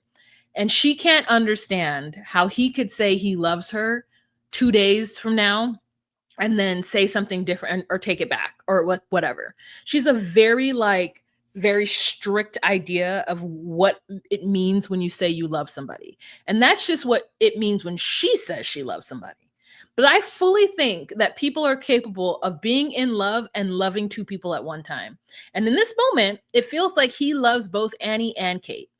There are things about them where he gets along really well with them. And so this conversation ends up coming up later, and I want to make sure that I say that I don't fault him for saying that he loves two different people, because I think you can absolutely do that. It's very like heteronormative and or like traditional to be like, oh, you can only love one person. That's wild. You'll love many people throughout your life, and you may love those people at the same time. Anyways, so he's feeling very horny because he doesn't have access to his porn anymore. And he ends up telling all of his love to both of these ladies, or at least to Kate in the beginning. Then we have Edmund and KB. They get engaged. Edmund is so excited. He keeps screaming, let's go, over and over again. Patrick talks to Mike about Casey. And Mike ends up telling Patrick that him and Casey broke up. And so Patrick is like, oh, okay, that's what she was talking about. Like, she was kind of hinting that she wanted me to like take things to the next level or add some additional, like, she wanted me to do more, and I didn't know what she was talking about. And now that, you know, you guys are breaking up, it makes more sense. And so he's like, yeah, don't tell me anything more about Casey, because like, honestly, like, I think she's a great girl, and I now get what's going on. So he now is pivoting way more towards Casey because Anna took herself out of the running. So Casey wants reassurance from Patrick. And he says that he wants to date more. He wants to get to know her more before he can give her those reassurances. And he doesn't think that she wants this bad enough. And she's like, well, I'm not going to bullshit you just to be on a stupid TV show. So like, I don't understand why you think that I'm not genuine in this situation with him. And so, you know, so she's very like, I'm in it. I want you to like me. Like, why don't you like me? I don't get what's going on. And he's just like, I don't trust it. I don't want to tell you my ethnicity. Like, I don't, like, at the same time, he's like, I only date white women, but there's a deep distrust of white women from Patrick, because he won't tell Casey what she wants to hear. So back in the men's quarter, Jordan talks about Megan in front of Mike. And at this point, it's like Jordan has never watched the show. It feels like it. The amount of times that he is talking about Sparkle Megan and just like being super excited about her in the men's dormitory is crazy. And it makes me think that he didn't watch the show and therefore doesn't know that, like, now that's cardinal rule number 1. Is that you don't go back into the room and start talking about the people you're dating, because it ends up causing too much drama and making people make choices outside of just their connections because they don't want to be made fool of, or they don't want to get, you know, dumped on TV and shit like that. Like, no, you don't talk about it. So he's done this, and now Mike is in his head 100% because Mike feels like he's better than Jordan as an option. And I'm like, I don't think like better than Jordan as an option for like physical wise. I mean, I think that Mike might be taller than Jordan, but I also think that Jordan is handsome and his sleeves kind of give him an edge. And, you know, he's got a vibe. He just has less money than Mike. And Mike knows that goes a long way, because it doesn't go a long way with me. So anyways, they then find out that she ended up getting ghosted by Blake, and Mike then goes back into a date with Megan and is like, hey, I know you got ghosted. And she's like, what? And he's like, yeah. He's like, I don't want to say too much about it, but like, I know you're dating like 2 guys, and these 2 guys you're dating, they're trouble. And she's like, oh God. So now she has to navigate his emotional grid from feeling this way, but also she, you know, wants him to be honest with her and tell her what he's feeling about it. And like, and he wants to try to play coy. And it's weird because he wants to say like, listen, I get it. Jordan is a fun, awesome guy, but he also is like, has a kid, has baggage, doesn't own his own home. And these are all the things that I have. Like, you know, and so she's like, I just normally wouldn't date somebody like Jordan, and you're like my exes. And he's just like, well, he just tries to play it cool too much. So she's like, she says that she wants this experience to go, and she wants to go with somebody different. And he tells her that he wants to be a power couple and that he thinks that their dynamic is really great, and that, he's surprised to find that he's in this situation. Um, and he's excited to be with somebody that who he has similar goals with and still has a traditional mindset. Like, these are all the things that makes him very happy about her, is that they could be a power couple. She has a traditional mindset, but yet they can still do a lot of things together. And so, yeah, and then he keeps talking about how, like, being, like, physically fit is really important to him, and being with a woman who's physically fit and having physically fit children is really important to him. He even talks about this, like, group that he's in, some international or national men's group. He refers to it as a tribe, and one of their pillars is fitness. And I'm like, is it Nexium? Sounds like a cult. Like, let's just be real. Like, let's really let's really talk about it. Hi, Salai. Is it a cult? Like, tell me more about this group you're in. Tell me more about this group you're in. Sounds suspicious. Anyway, so then we have KB. So KB and Edmund meet and they see each other and they're so happy to see each other. They're just the cutest. And he's just really worried about what she's gonna think about the way he looks. And he's like, I may not be the best looking guy, but I got a good personality and I'm in shape. And I'm like, it makes me so sad when anybody just feels that they're ugly, so much so that they have to say it out loud. You know what I mean? It's one thing to, in your head, kind of be thinking that maybe you're not the best or the most good looking person there, but to verbalize it means that you really think that, and you kind of want validation that either you're not, or that, or it's something that you understand that you're not. And I'm like, babes, I wouldn't be here if I wasn't attracted to you. Babes, you wouldn't be on the show if you weren't attractive. Like, Edmund is attractive. I just feel really bad that, like, people will be out here be telling people that they're ugly and they're not even ugly. And even if they are ugly, you shouldn't be telling people that they're ugly. Like, I just think it's like like, stop telling people they're ugly. I don't like it. Oh yes, it was giving multi-level marketing. Yes, I'm like, is it a cult? What's happening? It's Nexium. I'm in a tribe. Tribe? Maybe that has to do with his fraudulent behavior, Busola. Like, I'm in a tribe. No, you're not. No, you're not, bro. Tell me more about it. Do y'all meet in secret? Like, what do you guys do? Do you guys meet in secret? Do you have like a password? And sometimes you guys meet and you're wearing all black robes so you can't see each other's faces and you're naked underneath. Tell me more about this group. The internet loves telling people that they're ugly. People can't wait to put, it's just crazy. It's more than the internet. Like, I've been told I was ugly. Like, I had a guy, actually, the only person who's ever told me I was ugly was a black man. And he liked me, and it was 8th grade. And a black boy, I shouldn't say, it's not a man. His name was Aaron. He had big lips. He was light skinned. And he was, I don't know if he was light skinned, actually. He was just lighter than me.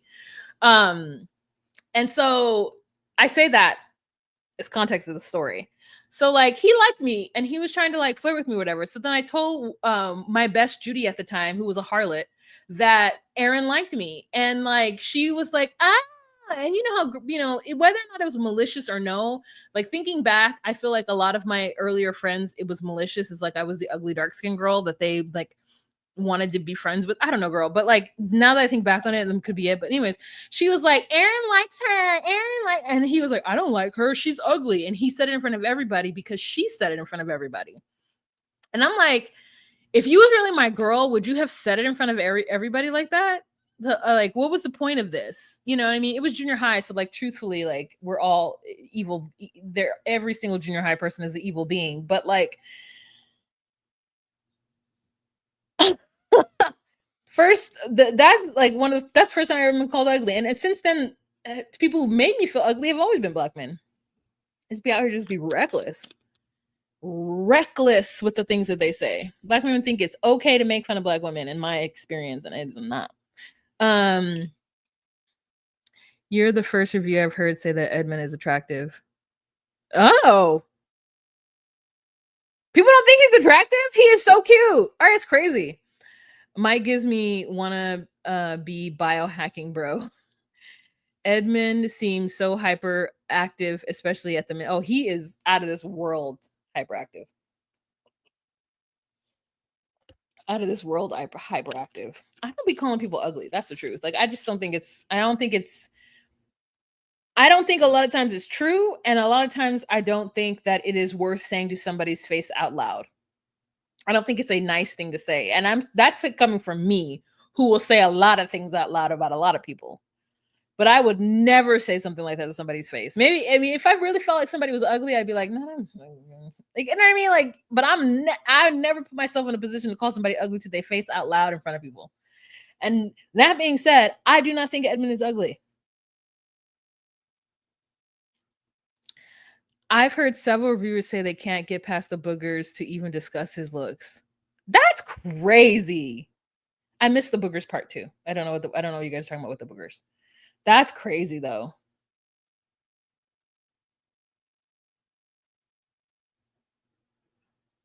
Wow. People out here are mean.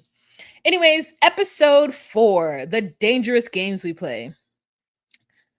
I think Edmund is attractive. I think maybe his style may throw some off, kind of like Steve Urkel and Stefan Urkel. You know what? I like his style. I don't think anything's wrong with it. Like, I just feel like he's an individual. I don't see what people are talking about. To me, he's cute. To me, he dresses fire. Like he's fine. I like it. That's crazy. Actually, you guys, I need to run to the bathroom. So let me put this on mute. Let's everybody take a break. I gotta go to the bathroom.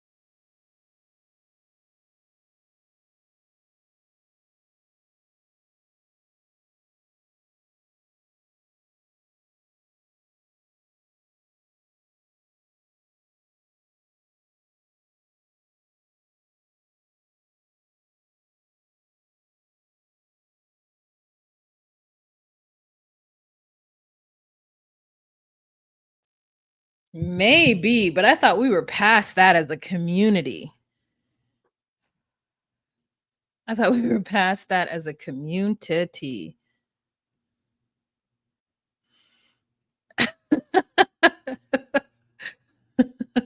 What do you guys? Oh, let me go back to the chat. I'm gonna have to put like chapters. I'm gonna have to rewatch this and see like when I started talking about different things. Okay.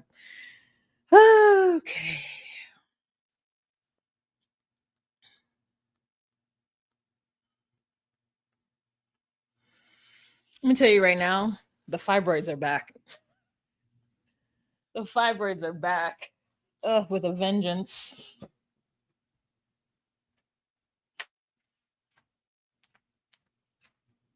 He's just staring at me like, girl, when you done? Okay. Oh, okay, great. Oh, so cute. That's Gato. In the past promo vid before the season dropped, he said he eats his boogers. I think people hopped. Oh, okay, hoped he was joking at first, but then seeing him on the show seems like it might be true. Okay. I think it's true. Well, I say, yeah. Go come back. Just because he's sitting there, so you might as well look at him. For those of you guys who likes cats. That's gross. Okay. Cheers to Chardonnay, the cat.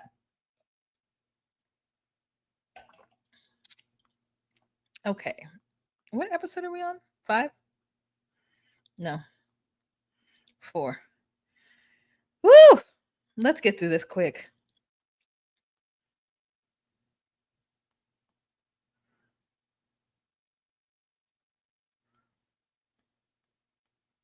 I think I'm going to have to split up the next time we do it, because 6 episodes is a lot.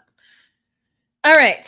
So episode 4, we're starting that at 1:37.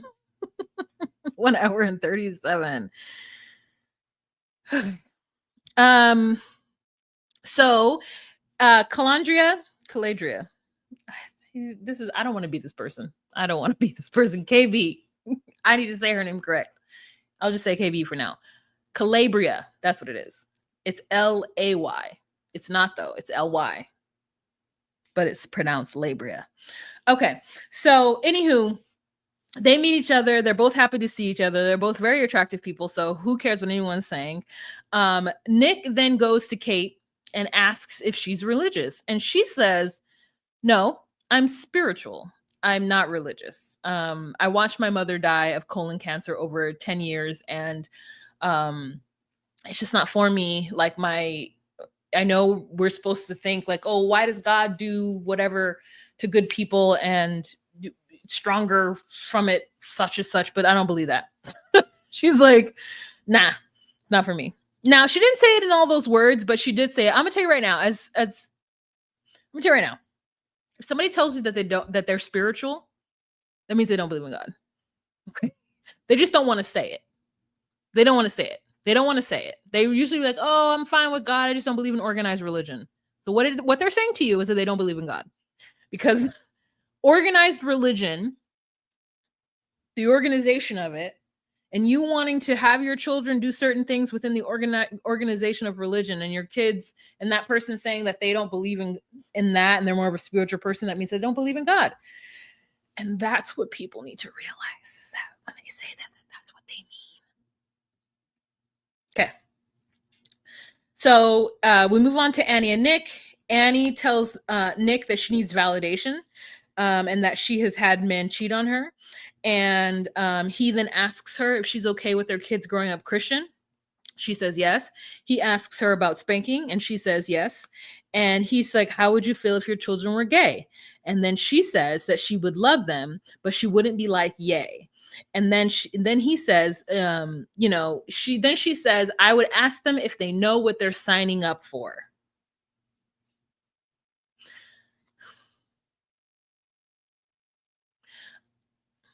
This woman works in the hair care industry. She's surrounded by homosexuals, and she's going to say to her child who tells her that they might be queer, do you know what you're signing up for? And I wanted to be like, do you know what you're signing up for if you're a woman who likes men? The whole gig, everything, like, it's really interesting to me the way people view homosexuality as though it's like an alternative to the norm and a choice. It's a willful choice to the alternative to what's normal or what's right. And that is wrong. And if you believe that, then you're at a disadvantage when it comes to loving your child who might be a part of that community. What do you mean? Do you know what you're getting yourself into? Do you know what they're going to get themselves into? What is it that you know about the gay community that you feel they need to look out for, that they wouldn't have to look out for in a heterosexual community? Because the heterosexual field, let me tell you right now, the water is filled with piss. Okay, I could go on a high horse, and you guys know I will, so I won't. But I thought that was crazy.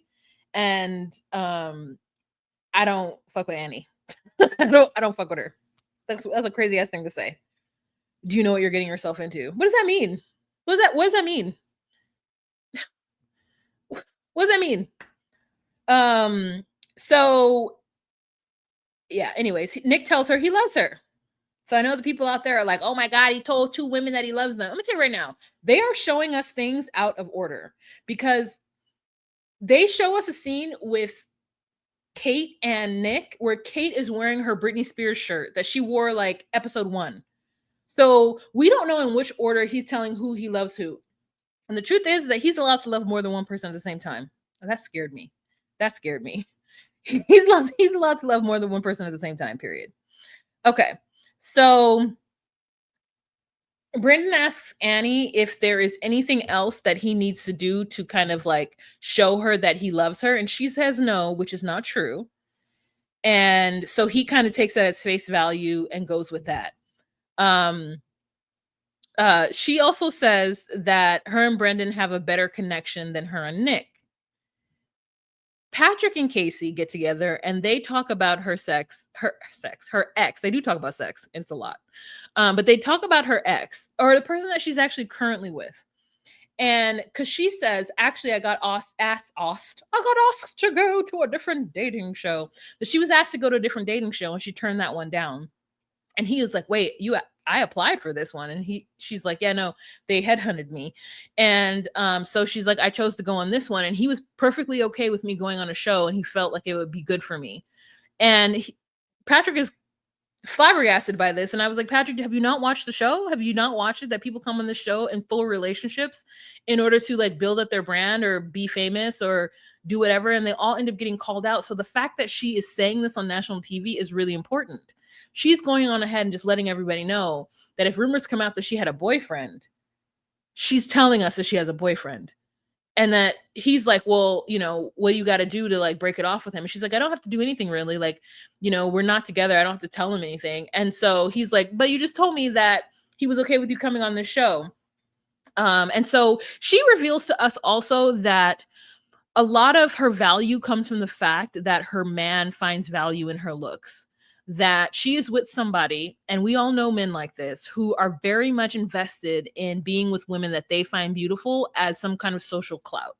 They're not interested in the woman in general. They're just interested in the clout or the favor or the something that they get from other people and specifically other men around them for having a hot girlfriend. And so that's why he's okay with his hot girlfriend coming on Love is Blind.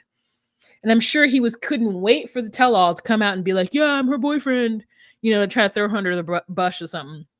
And so Patrick has a little bit of problem with this. And so, you know, she keeps trying to reassure him, but he's not getting it. And finally, she's like, listen, I fucking like you. So if you could just ease up on me a little bit, if you could just chill with all the like extra stuff, I am here with you because I like you. And at this point, I think Patrick already knows that she broke up with Mike, the money Mike.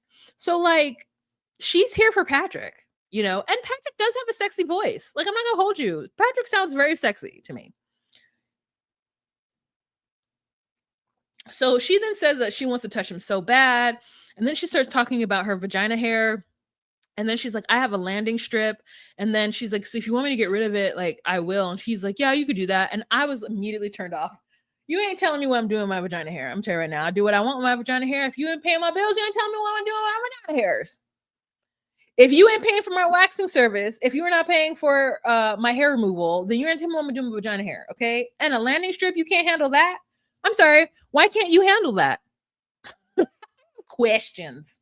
You can't handle a strip of hair? That's crazy. What? No.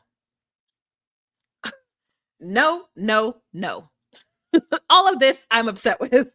Patrick, you and your baby seal, your baby seal, like moist baby seal hair or skin. Get out of here. And so then he's like, yeah, something. And then he's like, well, yeah, I mean, I only have like no hair on my because she's like, I want to match you. So if you have no hair as you are a baby seal, I'll do that for you. And then he's like, well, I was talking about my regular skin. And I'm like, so you have hair around your penis, Patrick? You need to get rid of it expeditiously. What are you talking about? What? What? So she can't have a landing strip, but you can have a bush? Get out of here. Get all the way out of my face at this moment. Anyways, that's one thing against Patrick. So she starts just talking about, she wants to give him what he needs and how she's horny. And then she describes the foreplay. And I just had to get up. I had to put it on mute and get up and walk away. I can't. I don't want to hear it. Everybody just do what they got to do privately. You know what I mean? Like, why we got to get, I don't like the PUSSY word. I don't. There's a time and a place and a website for that kind of talk, and it isn't Netflix. It isn't Netflix. Leave me out of it. I don't want to know anything. So then we move on to Mike and Megan, and this is again Mike trying to give Megan the kind of tea on her, the kind of person Jordan is, because he's like, "Do you like tattoos?" to Megan, and Megan's like, "They're okay." Do you have tattoos? He's like, "No." And I was like, Mike, why you asking about the tattoos and you ain't got no tattoos? Only because you want to know, you want to. And I'm like, why are we judging Jordan on the tattoos? Are we not over the tattoos? Like, everybody has a tattoo except for me. Everybody has a tattoo. Everybody went through their tattoo phase except for me. So like, why are we judging people who have tattoos? Many people right now are roaming around with the dumbest tattoos I've ever seen in my entire life. Okay. But Jordans are actually nice, even though he ends up saying later that some of them mean something and some of them don't. And I'm like, you have full on like Japanese, what looks like style tattooing. They better mean something, bro. Okay, because that cultural appropriation is crazy. So anyways, then we talk about Megan's dating past, and she's like, yeah, I used to date someone who was almost a billionaire and it was horrible. And I was like, God, here's what it is. This is what I need. I need to be blessed with a man who has a lot of money, like an actual boyfriend, not just someone I'm dating. I want an actual boyfriend with a lot of money. And then I want to ask him, can you pay for me for 6 months to not work? And then I'll pay you back. Okay, great. 1. And then 2, I want to see how terrible it is. I want to see how lonely I am. That's what I need this experience to be able to understand what it is like to be with somebody who is almost a billionaire, but then feel lonely and feel awful in your relationship. I want that experience just for a little bit. That's what I want to experience it. So then he's like, oh yeah, whatever. They commiserate over that. And moving on to Megan going on a date with Jordan. And the way that they're having this conversation, she's like, oh, you have BDE. And he's like, no, I have SME or SBE. And I was like, that is nothing to joke about. I tell you right now.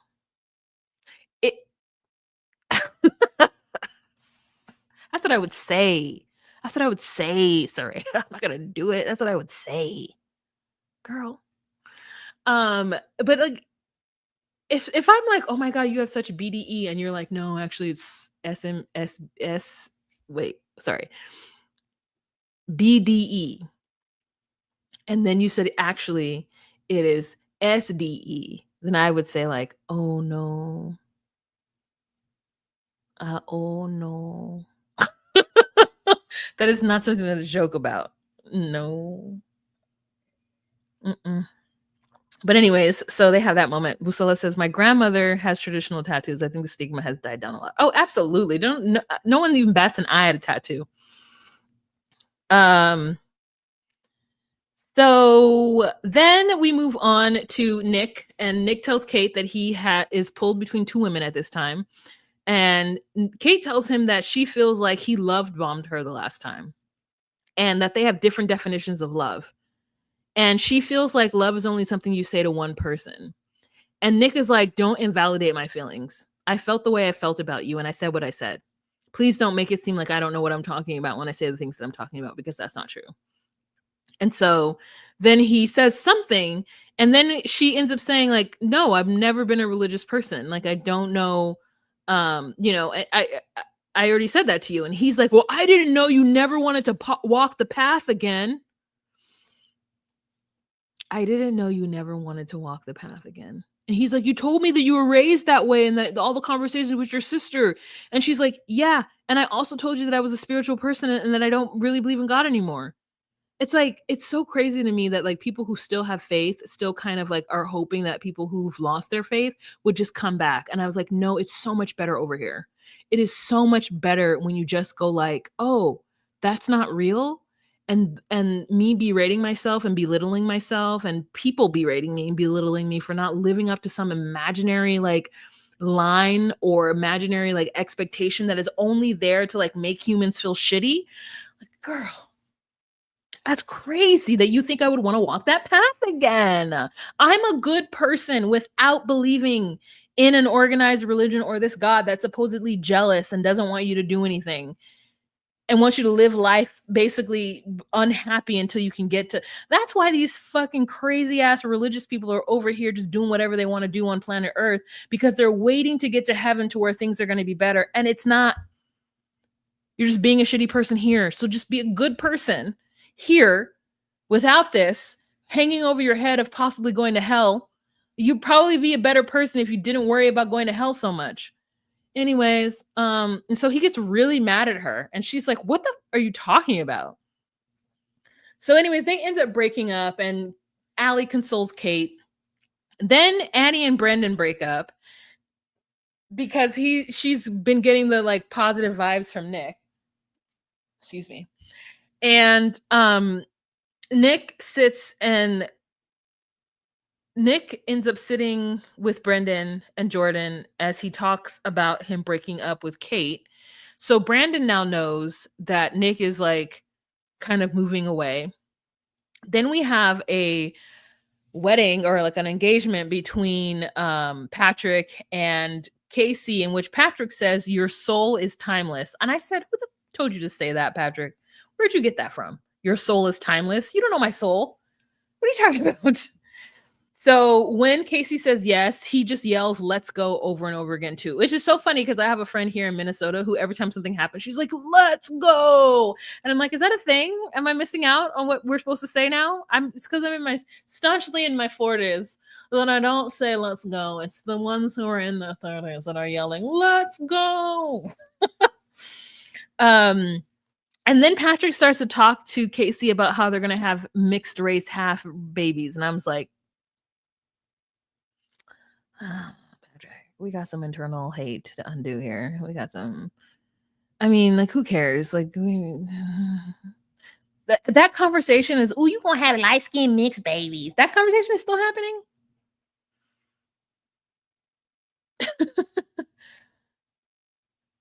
Oh, is that from Gorilla? Is that what that is? Maybe I just missed that.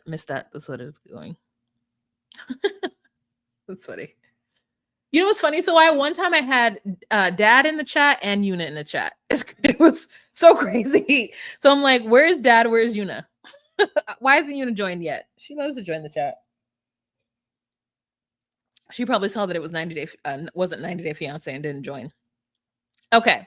So on to episode 5. We're almost there. We're almost there. I want you to want me. So Brandon tries to convince Annie that he's right about her choice. Brandon tries to convince Annie that she's wrong about wanting to go with Nick, but it's too late. Nick has already told her all the things that are going on. I mean, Nick has already been like telling her he loves her up and down, boots the house down. Okay. It's like, everything. And so she's like, you made me feel amazing, but I want someone who's always going to choose me. And Nick chose me. You didn't even fight for me. And so, she's like, you wouldn't choose me, so I chose somebody else. And he's like, think about what you're saying. And she's like, I just told you what I'm thinking about. But she cries because she's already knowing that Nick is going to propose to her. And so she's not walking back. So Megan and Mike end up going on a date, and they talk about wanting to travel, and they mention Belize. She's like, I haven't been to Belize, but I've been to Costa Rica. And I was like, well, if you haven't been to Belize, you haven't had fried jacks and beans, which is so delicious. I want to go on vacation. And so Mike says that he's put himself out there for her. And he then starts to pack up. So he's like, yeah, I've just told you everything about myself. So journal slammed, shoes on, it's up to you now. And she's like, what are you doing? Are you leaving? And he's like, well, I'm just letting you know that there's nothing else I can do. You'll either choose me or you choose me. And if you don't choose me, then you're wrong. And so he's just really annoyed because he knows Jordan. And that's why you don't go back in the room and talk. Her and Mike would have completely normal dates without the frustration of Mike knowing that he could possibly choose Jordan, that she could possibly choose Jordan. So she cries and tells him that she doesn't have an answer for him yet. And that, he has to be okay with that. And he backpedals and he's like, it's okay. I didn't mean to make you upset. And she's like, yeah, what are you doing? No one's forcing you to do anything like this. So why are you forcing this on me? And it's because all the other girls don't trust Mike. They think he's some kind of swindler, which, according to other people, it might be that, I want you to want me. I need you to need me. Yes. And so it's just it's hard when somebody comes and ruins it. And Jordan messed up for Mike. Poor Mike. So Jordan and meet, and he feels lucky that he walks in and he's like, I'm so lucky that it's just me and you. And all the rest of these people have drama going on and they're dating other people and they're confused, but not you and me. And she's like, I'm actually dating somebody else too. And he's like, what? She's like, yeah, I'm sorry. I thought you knew. And the reason why she thought he knew is because she assumed that Mike would have been like, oh, wait, you keep talking about Megan. I'm dating Megan. Mike hadn't. And so even then, Jordan still doesn't know it's Mike. He has no idea who it is that is dating Megan. He just thinks it's him because he's such a loudmouth in the men's quarters. And so she's like, yeah, no, I'm talking to somebody else. And he's like, oh, okay, my bad. Just ruining the experience before Mike. Mike is just going crazy over there. So then Nick and Annie end up getting engaged, and she says, thank you so much for choosing me. And the men in the room are really sad for Brendan. I mean, so sad that Edmund cries. It's like, Edmund, if you don't mind your own black ass business, stop worrying about Brandon not being able to open up and tell this woman that he loves her in the way that he needs to. Nick is totally free and open and able to say, I love you. So then afterwards, he then goes and so Nick then proposes to Annie, comes back in and is like, I'm engaged. Brandon can't even talk. He's so upset. Edmund is like, it is so awkward. I can't handle it. So he starts to cry too.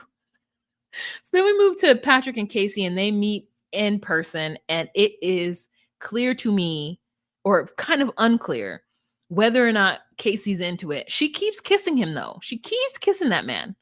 And we're like, oh, do you like him? Or do you not like him? What's going on? And she's a little hesitant, and he starts talking about her highlights and her balayage. What did I always talk about it too? Her hair. And, then he starts talking about how her pheromones or pheromones, he doesn't know the word. And it's just it's a lot. But we think they're going to go to Baja. So next scene is Mike, who's now needing to say his words, but he can't say them out loud. So he has to write a letter. So he writes a letter to Megan. It's a great letter. But she tells him, I'm going to choose Jordan. And he tells her that she's making a big mistake. And after that, Mike shuts down. And he just is like, he wants to talk shit about Jordan, but then he also doesn't want to talk shit about Jordan. And then she says, listen, Mike, in the real world, I would have chosen you, but I'm trying to do something different. And we both know somebody with type 1 diabetes. So we should be married. I don't mean to laugh about it, but that's crazy. That's crazy. I don't mean to laugh about it, but that is crazy. Okay. So then Jordan proposes to Megan, and then Annie and Nick end up meeting, and Nick says that he's soaring. And then Jordan and Megan meet, and he says that he didn't think the universe would bring him a bougie girl. And I didn't like that. What do you mean she's bougie? What does that even mean? It doesn't mean the same thing it once meant. And like, I don't know.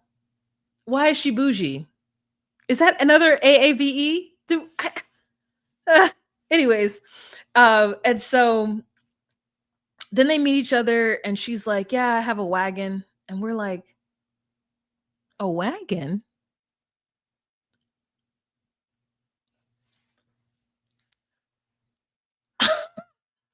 A wagon? No, you don't have a wagon. What are you even talking about? You just have a regular butt. It's not a wagon by any means. That's Gato's food.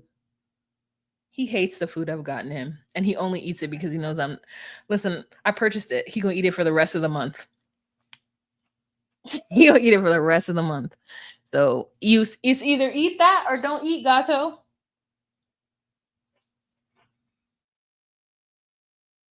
Oh, he's walking to it now, very slowly. Okay, anyways. Normally he like jumps for it like he's the hungriest cat in the world. Okay, anyways, a wagon. Girl, I'm trying to think of what's less than a wagon. What she got? She got a wheelbarrow. No, not even a wheelbarrow. She has like a sled. I don't know what she has. It is regular to me. It is regular to me. I don't want to comment on women's bodies, but does she mean a G-Wagon car? No, she's talking about her butt. She's talking about her butt. She says that she's got a big butt. And then she also said that she had breast implants, but she got them removed. And I want to know more about it. Did she get sick? Or did she just was like, this is too much? I don't need this. I'm fine the way I am. I don't know. So anyways, later at the hotel, because, once you get engaged, you go to the hotel, right? We have good old Casey, who's just sitting there, and she's like, he's not a bad guy, he's not a bad looking guy, but I'm just not obsessed with him, and he deserves somebody who's obsessed with him. And so we're like, oh, okay, yeah, we were right. She did not like his looks, and she keeps saying that she doesn't like his looks. But I'm like, girl, then just say, you know what, for me, love isn't blind. I saw him, and the attraction that I had from him and his sexy voice did not translate, and I'm not attracted to him at all. Just say it. Just say it. Because you trying to act like that's not what it is wrong. He's handsome. You're not attracted to him because for you, love is not blind. That man has a sexy voice. A sexy voice goes a long way with me. It's like if you guys are from California, you grew up in the 90s, there was a host of 92.3 The B. His name was Theo. Theo is a full Korean American man, full Korean. You would never know that from his voice, though.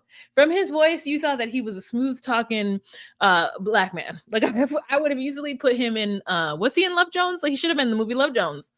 Just one of the friends hanging around, like, like he's crazy. That's crazy. That's crazy to say that she's not attracted to Patrick. That's crazy. To not even go to Baja with him, to not even get to the altar, to not even get to know him. So that's what I'm saying. I don't have a type. Because to me, I'm like, we're going to get to the altar and I'm going to say no. But I'm not going to not, like, she's like, it's not about the way you look. Then what is it about, boo? It is. So anyways, now we've got episode 6 at the 2-hour mark. Let me write this down. Girl, I can't believe I've been sitting here for 2 hours. It's 8 p.m. I got to go to bed. 2:04. Okay. Or no, I just bought some bubble bath. I didn't take a bubble bath. Okay, anyways, episode 6. So they're trying to make it look like it's because of your looks, but that's not it. And I wrote in big caps, love is not blind for Casey, and that's fine. She's like, and they have video of her saying that it's due to his looks that she would never get there, but lies to him and tries to make him feel better. I mean, jumps on this man, like jumps on him and hugs him around the waist. I would not be surprised if they had sex. The way I feel like Casey feels so bad because she realizes that love isn't blind for her, that she would have sex with him just to prove to him that it's not because of his looks. Like, that is crazy. Wavy, I live in Minnesota. I have been in Minnesota since November 2022. I will be here for 3 years on the 13th of November.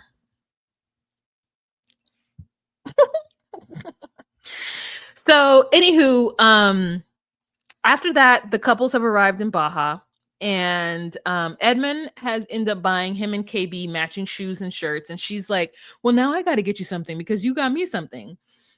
We have a conversation with Megan and Jordan where they talk about tickles and tattoos. And then Allie tells what's his face, Allie tells Anton to not kiss with his eyes open. And then, she talks about, he says the ring is $5,000. And I'm like, did the men have to pay for the ring? Anyways, he says the ring is $5,000. And then she's like, well, it should be $10,000. And he's like, girl, if you want a $10,000 ring, you got the wrong guy. And she's like, well, it's not about the price. It's the act of appreciation for your future mother and children.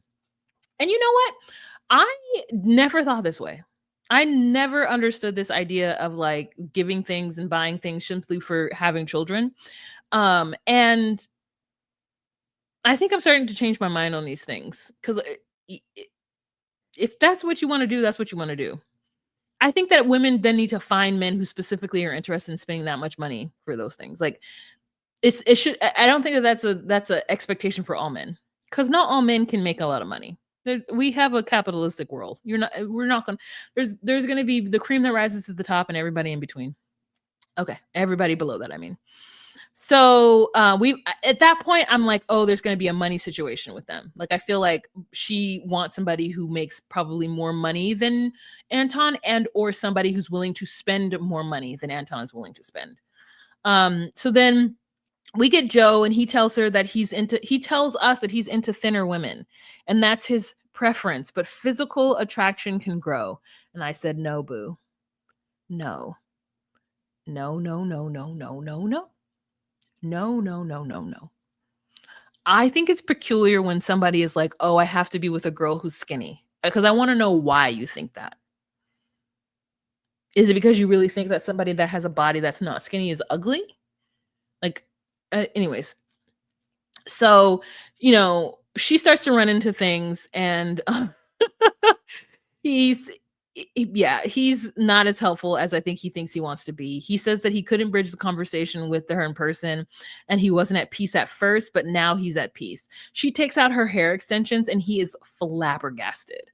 And I'm like, oh God, I can't stand a man who doesn't understand all the effort and attentions that women put into their themselves in order to look good, and then for them to be like confused once the things start happening.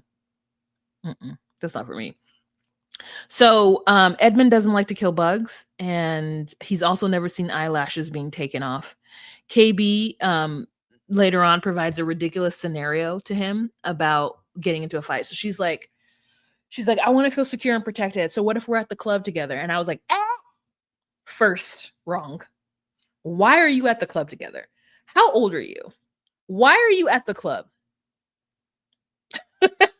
Like, what are you talking about? She's like, what if we're at the club together and some man grabs my arm, some big buff guy grabs my arm. And I'm like, man, leave me alone. I got a girl. I got a man. And she's like, what would you do? He's like, I would grab your other hand and pull you away. And she's like, you wouldn't do anything to him? And he's like, no, I'm not into confrontation like that. Like, I'm not gonna put my hand on a grown ass man unless it's a hug or whatever. And she's like, okay, well, what if he isn't big? What if he's small? He's like, I'm gonna call security because he's tripping. And then she's like, well, what if he's in a wheelchair? And he's like, no, I'm not going to fight someone else. I'm going to call the authorities. I've got a master's degree. And I couldn't have agreed with him more. I think it's a crazy ass scenario to fucking put him in. First of all, if we're at the club together and some man grabs my arm, like, I don't know. Like, I get the sentiment behind it. Like, you want a man to protect you, but if that man is, you want Edmund to get beat up? Because that's what she's asking. Would you be beat up for me? Or does she want to ask him, do you know how to fight? He doesn't want to fight. He doesn't want to kill animals. He doesn't want to kill insects. He doesn't want to fight. So guess what? You cannot be in situations like that with him. You cannot be putting yourself in situations where he's gonna. And I'm gonna tell you this for sure. For sure, I have dated a guy who I was like, oh, if there's ever a fight, you would run. Okay, I understand that. So I have to just like let that go, because the truth is I don't need my man to get into a fight and get arrested. I don't need that. I don't need the legal problems that come along with that. Like, I want to get in a fight. Like, I'm ready to fight. But like, I don't want somebody else to fight. I don't want somebody else to fight. And I'm also depending on the situation of where I'm going to fight. Am I going to fight at a family function? No. Am I going to fight just like if I can get away with it? If I've already assessed the situation, I feel like I maybe can get away with it, maybe. But like, I got too much to lose. And she's talking about wanting Edmund to fight another grown man because he grabbed her and won't let her go. Girl, why are you even in these hood clubs? Why are you in the hood clubs is my question. Because that's where you are. You're in the hood clubs. Like, you took this man to the hood and expected him to fight some ignorant ass fool. No, don't put themselves in this situation. He gonna call security, as he should do. Let security handle it. He's like, no, I'm not going to jail. No, I'm not doing any of that. And I said, okay, I get it. I get it. So he's like, listen, if you want somebody to do that, like, I'm not going to do that. I know that might make me a PUSSY, but that's not who I am. I'm going to call security and do whatever. And she's like, well, I don't think that makes you a PSS. She has to back out of it, because I'm like, girl, why y'all in the hood right now? Why are you talking about situations that can only occur in the hood? What, you at a function? You at the function? Girl, no, we're not going to the function. I'm not going to go somewhere where a man just going to randomly disrespect me. No. Mm-mm. So she says that she will be angry because you're not my protector. And he's like, I'm sorry, right? I'm going to give a man a handshake or a hug. That's what you're getting. You're not getting anything else out of me. And he's like, the one thing that I have to know is that I'm special. And I want to know that I'm special. I want you to tell me that I'm special. And I said, I just appreciate the fact that this man is telling her exactly what he needs from her. And as we see later on this episode, she in this moment won't tell him that he's special. And we'll get to it. So they go on excursions together. Everybody does different things. And I'm so glad they didn't make us watch that. They just gave it to us in a montage. And then we go to Madison and Joe, where they're on the front of a boat, and she basically tells him that she has initiated the word "I love you" or the phrase "I love you" each time thus far, and she feels like he's not really into it. And I'm like, girl, trust your instinct. This man don't want you. And she mentions the fact that he has said, normally I date girls that are thinner, and I'm like, how immature is he, or how young is he, that he doesn't understand that you can't tell a woman that in any way, fashion, or form? There is never a reason why you would ever tell a woman, I usually date women who are thinner than you. Don't ever say that. Don't ever say it. There's no way that you're going to walk that back. There's no way it's ever going to make sense to that other woman. You're just going to give her a complex for no reason. And that's exactly what he did. Is he's like, no, but it's fine. It's fine that you're not thin. Like, no, it's not fine. It's not fine. And so she's now super insecure, and she's now going to look for every reason to get out of it. And we see it. She is super insecure the same way what's her face was. The one who you look like Megan, the one who said she looked like Megan Fox. This is about to be Joe and her, like Joe and Madison are about to be that same couple all over again, where she is consistently and constantly looking for ways to get out of this relationship to prove that he really doesn't love her because of some things that were said in the very beginning. Yes, Chelsea and Joe. What's his name, Joe? I don't know. But oh my God, it's so crazy to me that people don't know when to not say something. Just shut up. Just be quiet. And so she's like, oh, okay, everything's fine now, but we know everything is not fine. So then later on, the couples meet, and there's a fabulous spread of food, and I wanted to eat every single thing out there. I said, what are those shrimp skewers? What are those sliders? Personal chips and guac? Give it to me. Give it to me right now. I'm here for it. I want the personal chips and guac. I'm so hungry. I've been talking to you guys for 2 hours.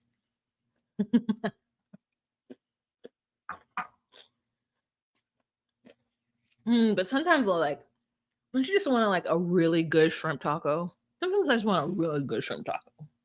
I'm like, the shrimp tacos are so fleeting. It's like you got to buy a whole head of cabbage, cut that up, let it marinate. Maybe make it's like a day. It's like a lot of prep work for a really good shrimp taco. I'm not doing a good shrimp taco. Anywho, so Madison is feeling some type of way. They all pull up. Who clocked that Joe had Botox? Annie. Annie was like, okay, Joe, with your Botox, and I want more. I want her to confront him and ask him if he had Botox. How is Joe having Botox but don't know about extensions? I want to know. So, anyways, that happens. And then Luke says, Luke clocks Megan's Cartier bracelet. And she's like, you got to get a Cartier bracelet for Jordan. And Jordan's like, yeah, no. And then they separate. Annie is talking about how her and Luke, I call him Luke, Nick. Her and Nick are basically the same person. And she's like we go together. Oh, y'all go together? Is that AAVE or TikTok talk? Y'all go together real bad? Where'd you get that from? Megan ends up saying that Jordan is the best sex she's ever had. And they're like, why? Like, what did he do? And she's like, no, he just really knows what he's doing. And I'm like, she was right. He had that BDE. Then Joe says, Madison says that Madison says that she had really good sex with Joe, and I do not believe her. I feel like she had really good sex, maybe that she's had, but I don't think it's really good sex. I don't think it's really good sex. KB tells the girls that she's waiting for marriage for her and Edmund, and that they are still have the little floor play. Allie says that she didn't want to have sex right away, but she ended up having sex right away with Anton, so it was good. They're all having a good time. They're having their beverages. Edmund ends up telling Annie that he was in the room when her and Brandon broke up and how awkward it was. And that it was so awkward for him that he couldn't help it. He cried. So KB is telling Edmund to like mind the way that he speaks to Annie, because he's like telling Annie like, yeah, but the way it happened is like crazy because blah, blah, blah, blah. And then like KB just wants Edmund to be careful to not like make Annie feel bad. And then Edmund starts to rub her feet with some suntan lotion and then lick the suntan lotion off her feet. So we're like, Edmund, you weird. And then Jordan and Joe get too drunk, and Joe has to end up going to sleep. And Megan is kind of annoyed with Jordan because he's too drunk. So Joe goes to sleep. Madison is annoyed because she like Chelsea wants constant like love and adoration. At this point, from I think Joe's perspective, is that they are finally now going to be like, I don't know, this is how I would feel if I spent 3 weeks in isolation with a couple of gals, and then I spent 3 days with this person that I supposedly love. When I saw those gals again, I think that I would want to like chill with the gals or chill by myself or something. But Madison doesn't get that. Madison just feels like, oh, you don't like me because now that we're around other people, you're not, bonded at the hip, which makes me think that she's too young to be here. How old is she? Let's look.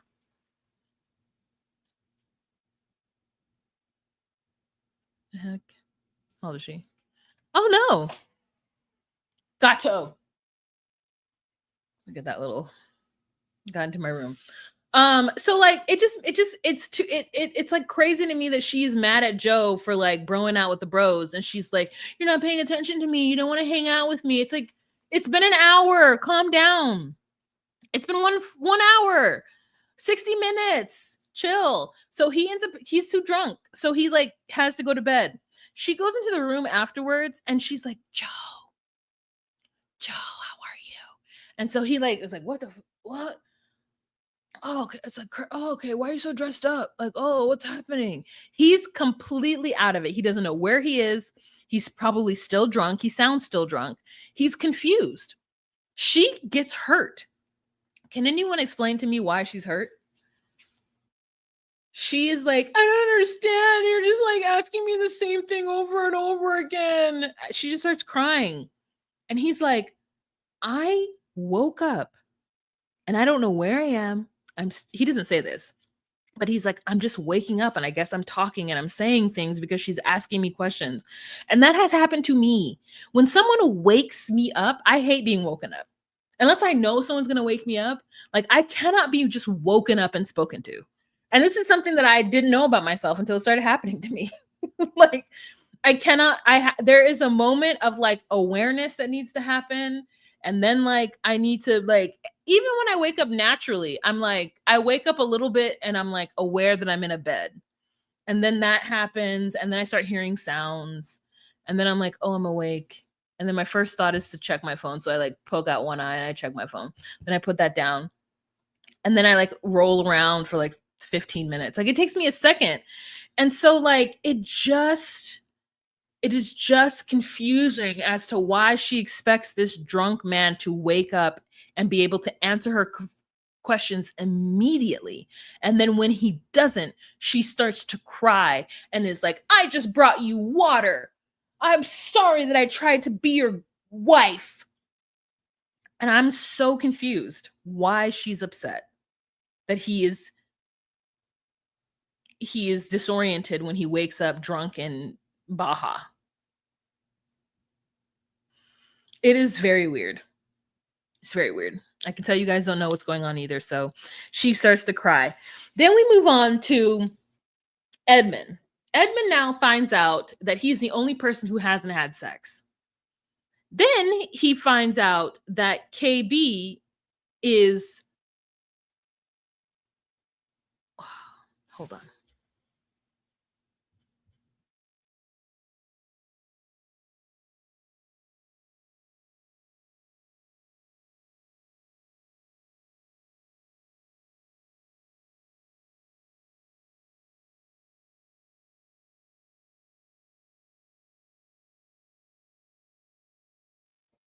Then we find out KB does this weird thing where she starts to tell him that she has made men in the past wait to have sex. Some men she's made to wait 4 months. Other men she's made to wait 9 months. And then there's some men that she has sex with and wants them out of her life immediately. And so he's like, so why won't you have sex with me? And she's just like, well, for this experience, I want to wait until marriage. And he's like, but I don't understand. We're the only people that haven't had sex. And it's like, there's no reason why that we would do, like, why that, like, I don't understand why you don't want to have sex with me. And she's like, well, because it's special. And like, there have been guys that I haven't cared about at all who have had sex with immediately. And I want them out of my place.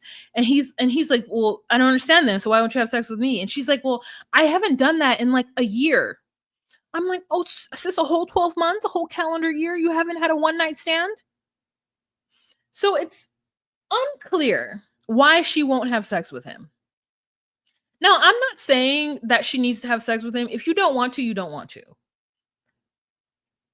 But I can see from his perspective, because he starts to cry and he's like, well, it's because you don't like me and I'm not special and like I'm too nice and everyone says I'm too nice and that's why I don't get what I want. And she's like, wait a minute, so you're upset because you're the only person who hasn't had sex? That's what it sounds like. And that's what it sounds like to us too. But I think he just wants to have sex and he doesn't understand why she's saying no to him. And he doesn't get that it's just because she doesn't like for this experience, that's not what she wants. But then she should not have told him that she's had copious amounts of one night stands. Like, I think that's what it is. And it's an unfortunate space that we live in. And I know that if I were Edmund, I'd feel some kind of way too, because I'd be like, so you've had sex with random people and you actually tell me you like me and you're holding out on me, but like, why? Because I'm a human and I would like to have sex with the person I'm in relation with. So why don't you want to have sex with me again? Like, is it because for this? See, to me, the logic is not there. And I'm struggling with two ideas of like, well, women can choose, or people can choose who they want to have sex with whenever they want to have sex with them. And it shouldn't matter. We shouldn't put pressure on them. But then I'm like, I get to choose to be out of it then, because I don't understand. I need to understand why you don't want to have sex with me. So anyways, I just don't get it. It's like, just for this experiment, why?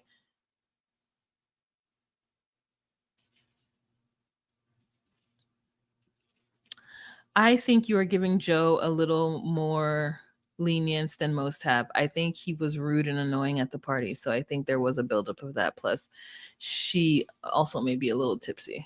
Oh.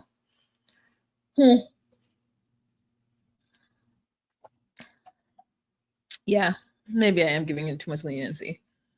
I see. I want to know more about the sex. So she gets upset because she's like, well, I'm just going to end this conversation, because he starts to get really upset and starts to cry, and like, it just makes him feel unloved and unwanted. And she's like, I think you think of sex as more special than I think of sex. And I think their arguments are both wrong. Their arguments are faulty. I feel like he shouldn't have compared them having sex versus the other couples, and I feel like she shouldn't have told him that she's had one night stands.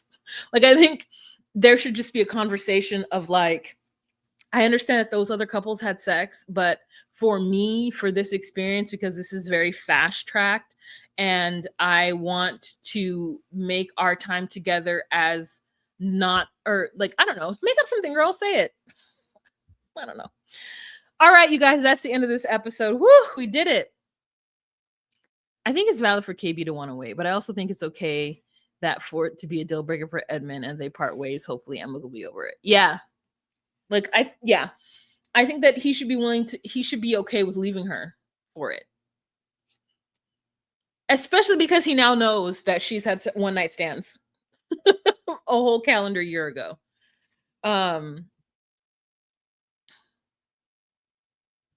Oh yeah, he's bad at that. I mean, yeah, he needs to like figure out a way to like work through it or something, because he do be crying a lot. He's cried 3 times now. His whole thing is like, I'm always the nice guy. And I think he feels like her withholding sex is somehow him being a nice guy or her taking advantage of him. And I don't think that's the case at all. It's something that's going on within her, or something that she wants to do for this experience and this experiment. And that's fair. And I really think she should have just not told that man that she has had sex with one night stands and kicked them out immediately, because it just doesn't help. It doesn't add anything to the conversation. All right, you guys, thank you so much for joining me. Thank you for those of you guys who did a tip. Busola, thank you so much. See if anybody else that I can thank right now for doing so. No, thank you so much, guys, for being here. Thank you for being here the whole time. I appreciate you watching this. I'm gonna put the timestamps down below if you came in late, because this was a long one, but we did it together. We made it through.